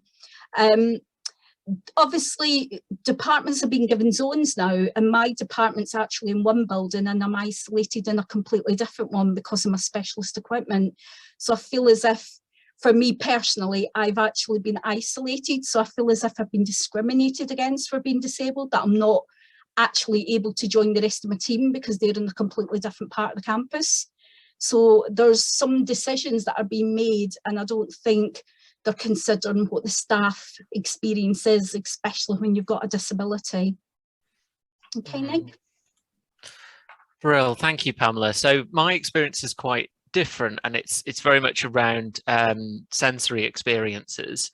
So to me, I don't look disabled from the ableist perspective, but the environment has a massive impact on me, especially from a sensory perspective, especially from a structural light and sound perspectives for me. So I require structure in my life in all sorts of different ways to navigate the world, and often we find university structures across the country are kind of ramshackled things of brand new buildings, of remediating old buildings, and often the navigation and the direction and the signposting around those is a real challenge. And anyone at Hallam will appreciate the room numbering systems that we sometimes find ourselves in, which are far from logical. From the sensory, it's light and sound that have the biggest implications for me and other neurodivergent. Well, I know a number of neurodivergent other individuals who have big problems with light and sound. So very bright overhead lighting is really really challenging, and I just know how much people benefit from kind of more natural light, and where that's not possible, the ability to control the brightness of lights, and especially the use of things like daylight bulbs. An interesting thing, that kind of consequence of the way a lot of offices are set out now in terms of open plan offices, is the major increase in kind of sound transference, and the pitch, the volume, and the number of different inputs in open plan sort of hot desking offices now can be incredibly challenging for staff. So it's also worth considering how we tackle those sorts of issues to make sure that spaces feel collaborative, but equally they don't feel overwhelming for people.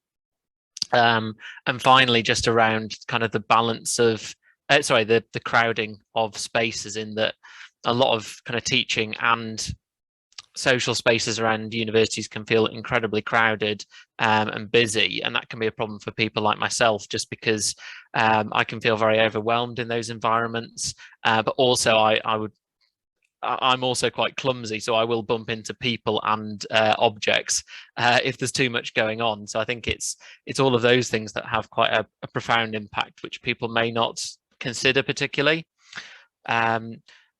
We've just got a few other kind of lived experiences from other members of staff that I'm going to touch on, because I am conscious of time.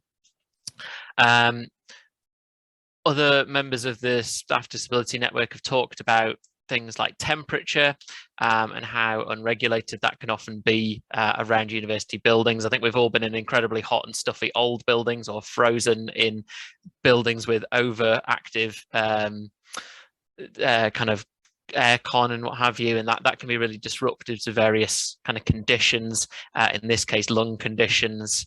Adding on to Pamela's point about kind of the desk situation, where we have no fixed desks, it can be an issue because people don't have things like their inhalers in the places that they need them.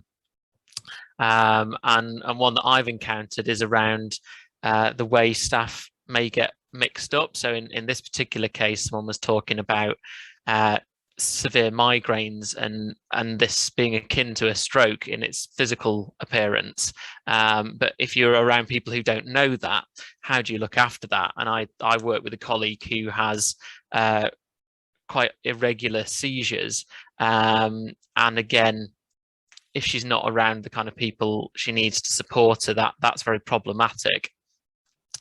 And then just a couple of other really practical ones is just kind of the opportunity to sit down between spaces. So when we're moving between rooms, and just a further point around space, that some people may need to get up quite regularly and move around, and just how distracting that can be for other people in kind of large mixed spaces, as well as just walkways and things like that being quite narrow.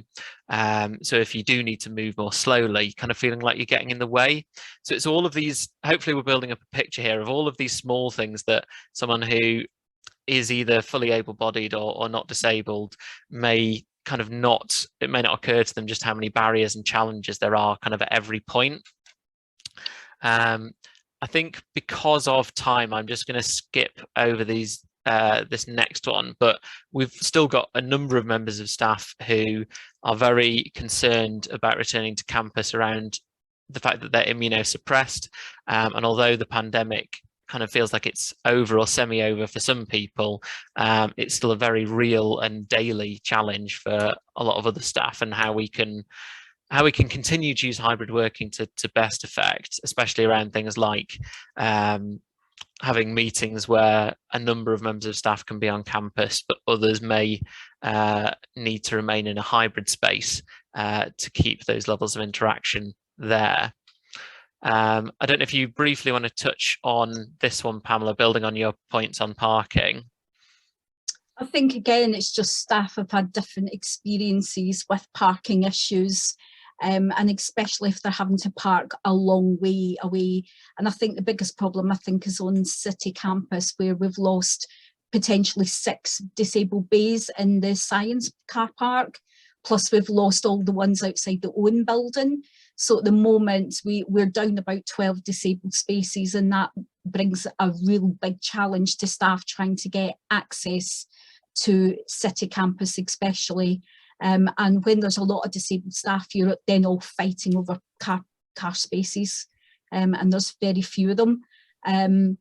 Obviously as well, not all blue badges have got wheelchairs, but then again, it's the issues surrounding other people that are abusing those spaces that is really difficult to manage, and get people to move their cars out of those bays to let disabled staff access them.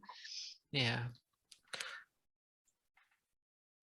Other common barriers, we've got one where, you know, we've got somebody that's put in a kind of personal experience about the smart lifts in Owen, where, you know, the voice doesn't work, and then it tells them when it does to go to lift number 7, as if I know where that is. And just wondered if anybody had any ideas about what that person's disability is.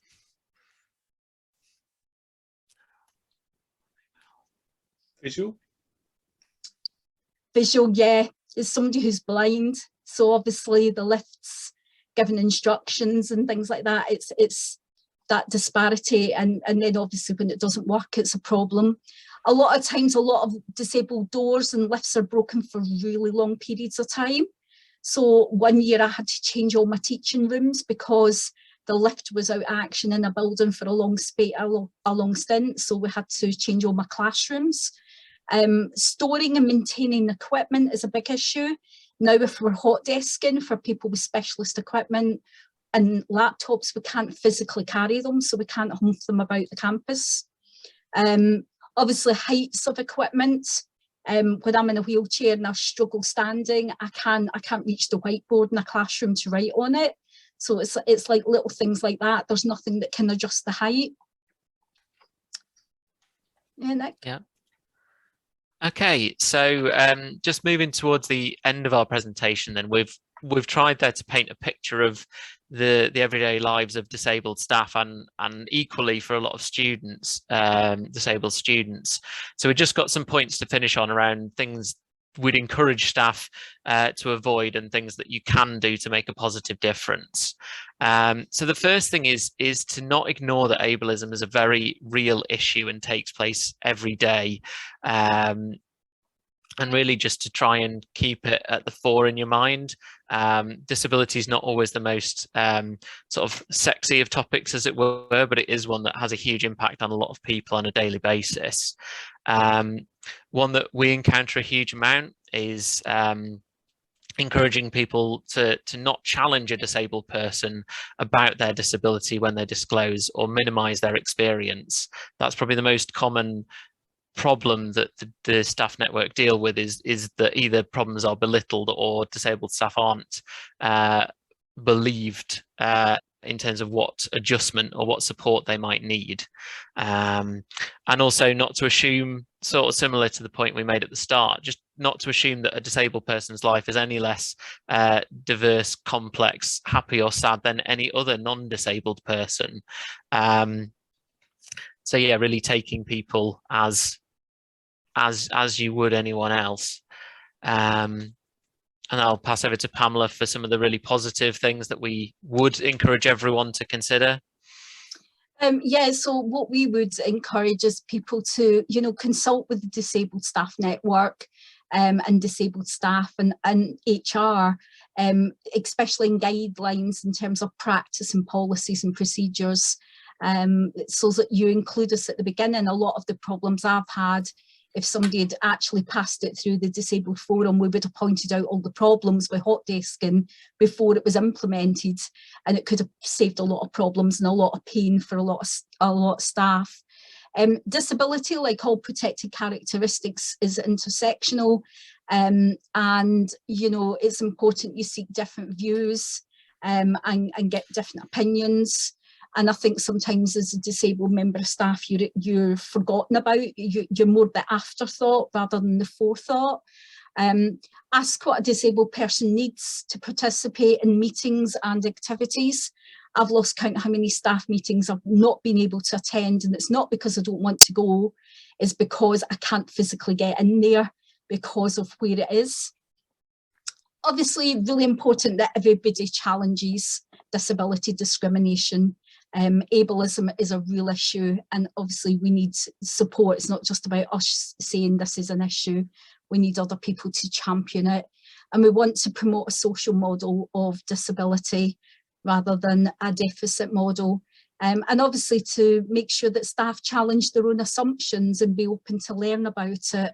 And also behind staff there are carers, and it's the impact not just on that individual, it's the impact on carers behind them.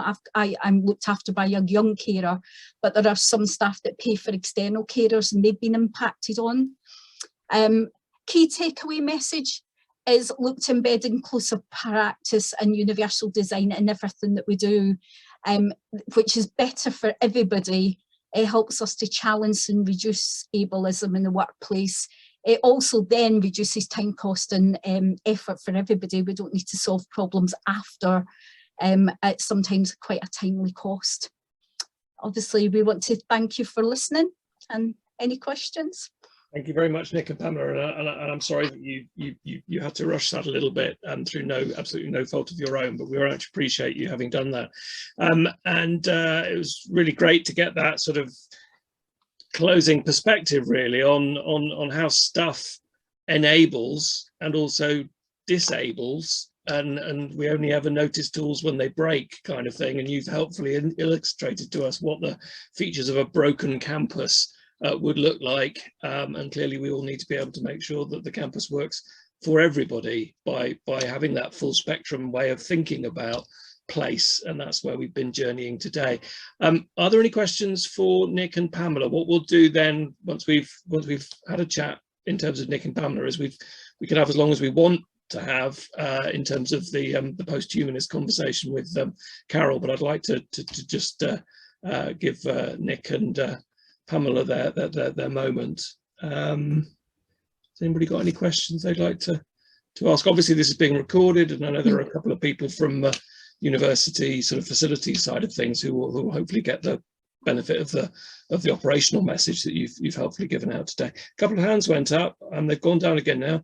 Donata? Yeah, I just wanted to thank you, Pamela and Nick, and also while I was listening and looking at your presentation, I just want to share that I struggle also with a lot of things that you describe, even if I describe myself as an able person or I don't have any particularly obvious disability, but I struggle with a lot of the same things that you do. And so it's very powerful what you're saying. And yeah, I just wanted to share this, and thank you so much for bringing to the discussion. And Petra, you had your hand up.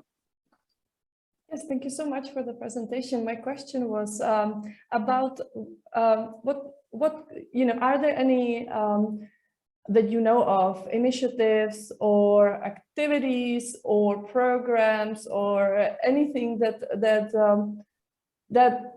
somehow engages non-disabled people into the experiences of others in a way that they could start, for example, start noticing more these problems or, these effects that spaces have on different people. you know, this could be, you know, walking with someone in a wheelchair through a campus and you know, chatting with them and experiencing that space with them. You know, are there any initiatives or anything, programs that, you know, are there ways non-disabled people could start attuning to or start getting to know these spaces in different ways so that they can start being more attentive and, you know, more respectful and so on? I think there is a film where a group of students went with one of their disabled students round Sheffield, and they actually filmed the problems with pavements and the structural buildings and the access and things like that. So I think there have been little pockets of things. But again, I think sometimes people are scared to come near us to ask us. But then if any of my colleagues have been with me when things have happened, they then, it's like that kind of light bulb moment, isn't it? They're like, well, I didn't realise that was an issue. So, and I have to be honest, I wasn't disabled from birth. I had an accident when I was pregnant, actually, and going from being a very able, fit person that did rock climbing to being somebody in a wheelchair with spinal issues was a massive difference. And I remember my first experience of somebody slamming a door in my face in Meadowhall while I was in a wheelchair, and things like that. And a common one is I go to pay for something, and if I'm in a wheelchair in Meadowhall with my daughter, they'll talk to my daughter over my head, and then she'll ask, can you speak to my mum? And they'll still ignore me. And it's that assumption, as soon as you're in a wheelchair, that your brain stops functioning for some reason for some people. So it's those experiences that I think, you know, until you're in that situation, you don't really get it, if that makes sense. And you don't realise the implications because you might only see it as a one-off incident. I see it 5 or 6 times a day, every single day. And that's when it becomes a big issue. Yeah, I would just back that up and say, I think it's just about engaging with disabled individuals or disabled groups, such as staff networks, because there's such a range of experience there and a lived experience of the local area. A lot of national charities will do videos and information sheets around the impact of things, but I think it hits home a lot more when it is localized and when it becomes about the local experience. And I was just going to totally agree with Donata's point about you don't have to be disabled to encounter these barriers, and that's why universal design is so valuable, because it's just good for everyone. And that's exactly where the clearing the ramp analogy comes in. You know, it's that way of thinking that is just beneficial for so many people, and a lot of accessibility is, yeah, it is just good for everyone, especially if it's put in place initially and not as an afterthought. It's not retrofitting things. Carol, you had a question.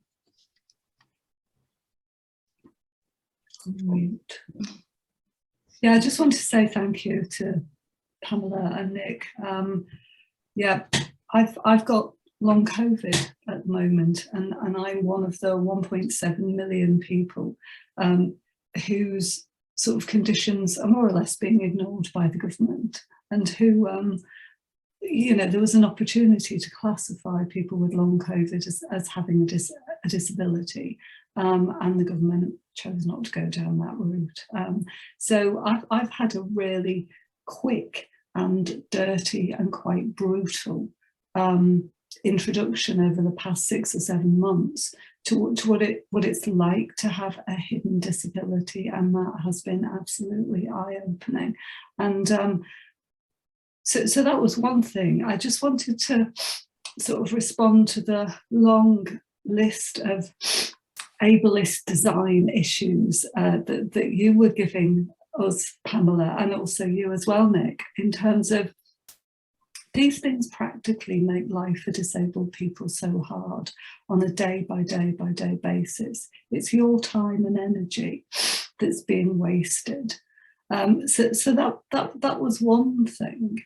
But it's also that when I did my posthumanist project in Sheffield, Hallam University, which was about a year before I left, I did what you were suggesting, Petra. One of my colleagues was a wheelchair user. We started outside the new building and we took a tour together around the new building. We went into every toilet. Most of the toilets are not suitable for people with disabilities who use a wheelchair, despite the fact that they've got that little sign on the door outside. The turning space is not big enough.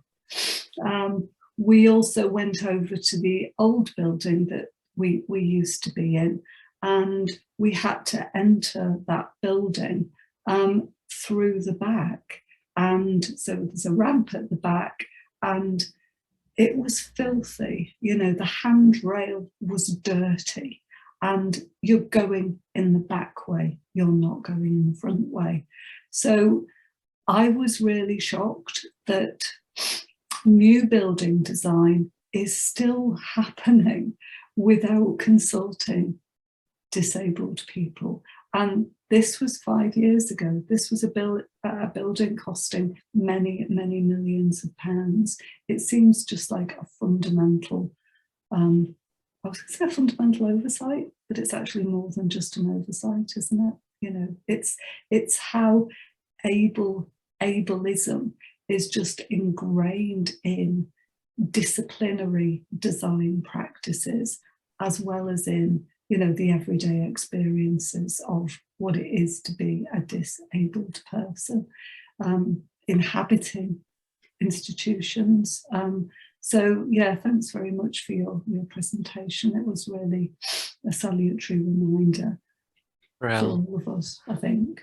Thank you, Carol. The one thing I was going to pick up on that, first of all, yeah, very sorry to hear that you're struggling with long COVID. One interesting, very brief retort on that is that a lot of the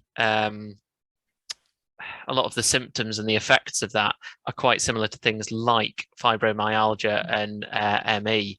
And it's fascinating how, as you say, long COVID is not getting the respect and the support that it deserves.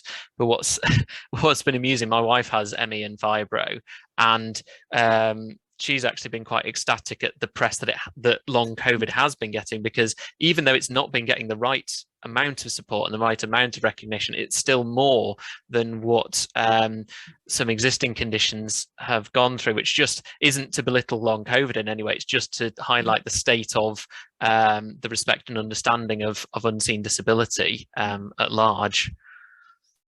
Yeah, I think as well with lockdown, I think there's adaptations, and in my office my adaptations are there, but my biggest problem has been getting them actually in the house. So at one point I was told my specialist chair would be delivered, but I'd need to carry it in an upper flight of stairs myself, which obviously I physically cannot do. So it's then when those barriers then become a bigger problem. So that has had a massive impact, but it's also the physical impact then has damaged my spine even more than I had before lockdown. And it's the other side of it. We've got colleagues on the disabled network who pay for carers, and obviously it's then the exposure, you know, especially immunosuppressed staff coming into an open plan office, and it's the exposure then of carers back, isn't it? So sometimes it's not just considering our impact, it's considering the people around us that actually we need to be able to function on top of that. Great, well, thanks. Well, we've reached a natural sort of pause there. So thank you to Pamela and Nick. You're obviously welcome to stay around for the remainder of the discussion, but just wanted to sort of put a marker to move now into the final phase, to give Carol the Q&A opportunity that I held back for reasons that you all, I think, understand. So now is the posthuman Q&A, and I think Petra, you had a question on the list, so far away. I did. Carol, thank you so much for your presentation. It was inspiring as always, and we really love to think with the ideas that you are presenting. And one of the things that, you know, and I said that I particularly enjoy the attention that you are paying to objects and what they can do actually. And I think that's a thread actually throughout all of our presentations.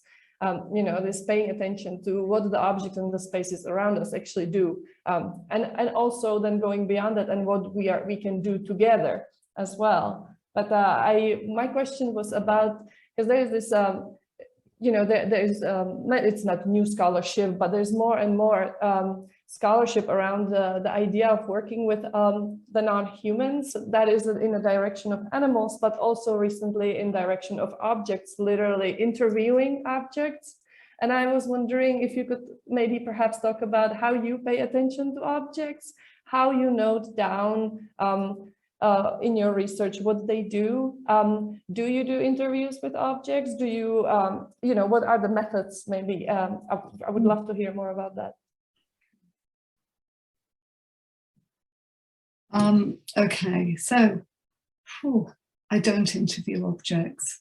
I mean, it's an interesting proposition, isn't it? But I suspect I would then be going down, and I don't want to go down this route of the Graham Harman line of, you know, kind of a speculative realist approach to objects, which okay, recognises that objects fundamentally are ahuman and will not speak back to us and have a life of their own, but still a kind of interviewing objects, it recasts it then within a much more normative frame of talk and voice. I guess I am with Jane Bennett. I really love the phrase that Jane Bennett uses, which is follow the thingly scent.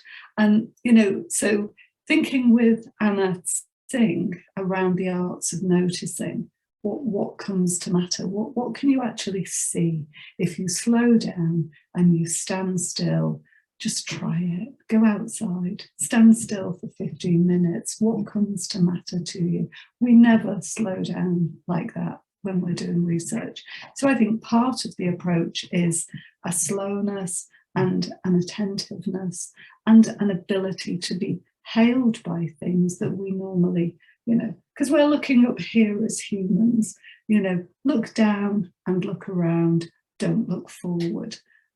So I think that's one thing. And I think the other thing is just allowing objects to catch you, to become sticky with you. So one of the things that I did when I moved to my current university, my current place, Bath. You know, Bath is a lovely place, very different to Sheffield. I went wandering around Bath and I came across a really nice little museum, and I went into this museum and it was the Herschel Museum, and I discovered that Caroline Herschel, you know, discovered 7 comets in her own right, while looking after her much more famous brother as housekeeper for most of her life. So I learned a lot of the little cards.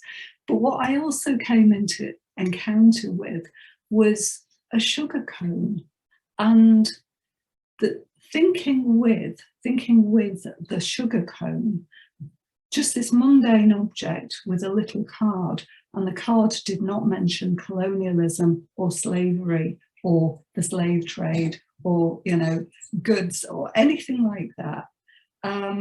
But thinking with the sugar cone with theory then took me into thinking about the question, what does whiteness do?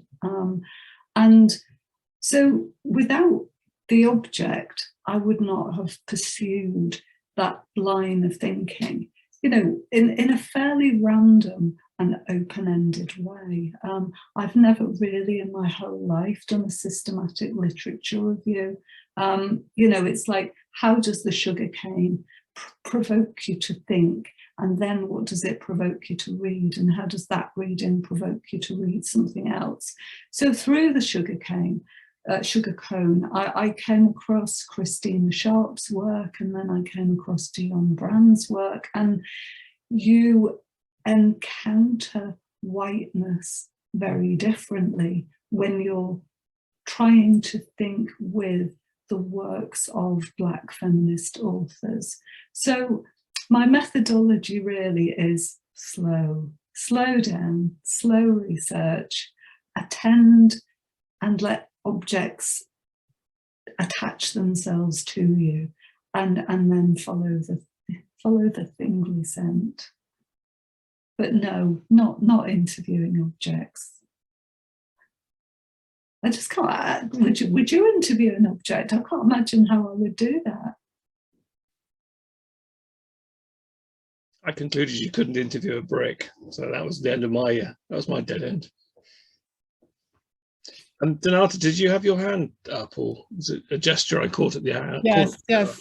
Just yeah, thanking Carol particularly for her intervention and for the slowness, which I think, thinking backwards also of our dream team session and what we presented today, I think the real also posthuman act of our dream session was also creating that space, you know, and being with the participant for, you know, 90 minutes, I think was, you know, so that was that slowness of allowing things to happen in a space that we hope was also democratic and non hierarchical, and letting also the space speak to us and open up different lines of thinking. So yes, I fully agree. So thank you. And also thank you for bringing the post-disciplinarity or cross-disciplinarity or in between the spaces, because that's where I always felt I belonged. And what posthumanism gave me was the right to be there rather than trying to find a solution or, you know, aligning my identity with undiscipline or the other.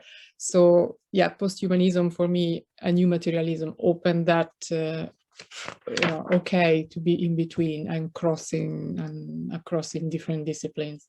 So yeah, thank you for reminding me of that.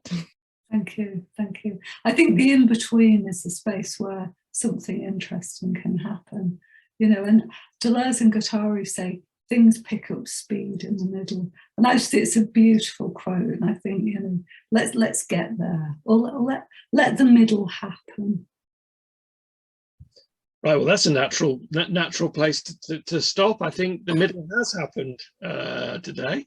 So I'm grateful to all of you middleists for dwelling in the middle and between the gaps of disciplines, and appreciate very much your contributions today and your indulgence for us going slightly over time. But that's because we tried to cram so much good stuff in. So thank you, everybody. As I said at the start, the recording will be uploaded tomorrow evening. If between now and then you suddenly have a horrible feeling inside that you've said something untoward, nobody has that I've noticed, please contact me before tomorrow evening. Otherwise, it will be on YouTube. Okay, thanks very much, everybody. Bye-bye. Thank you. Bye. Bye-bye. Thanks. Bye. Bye-bye.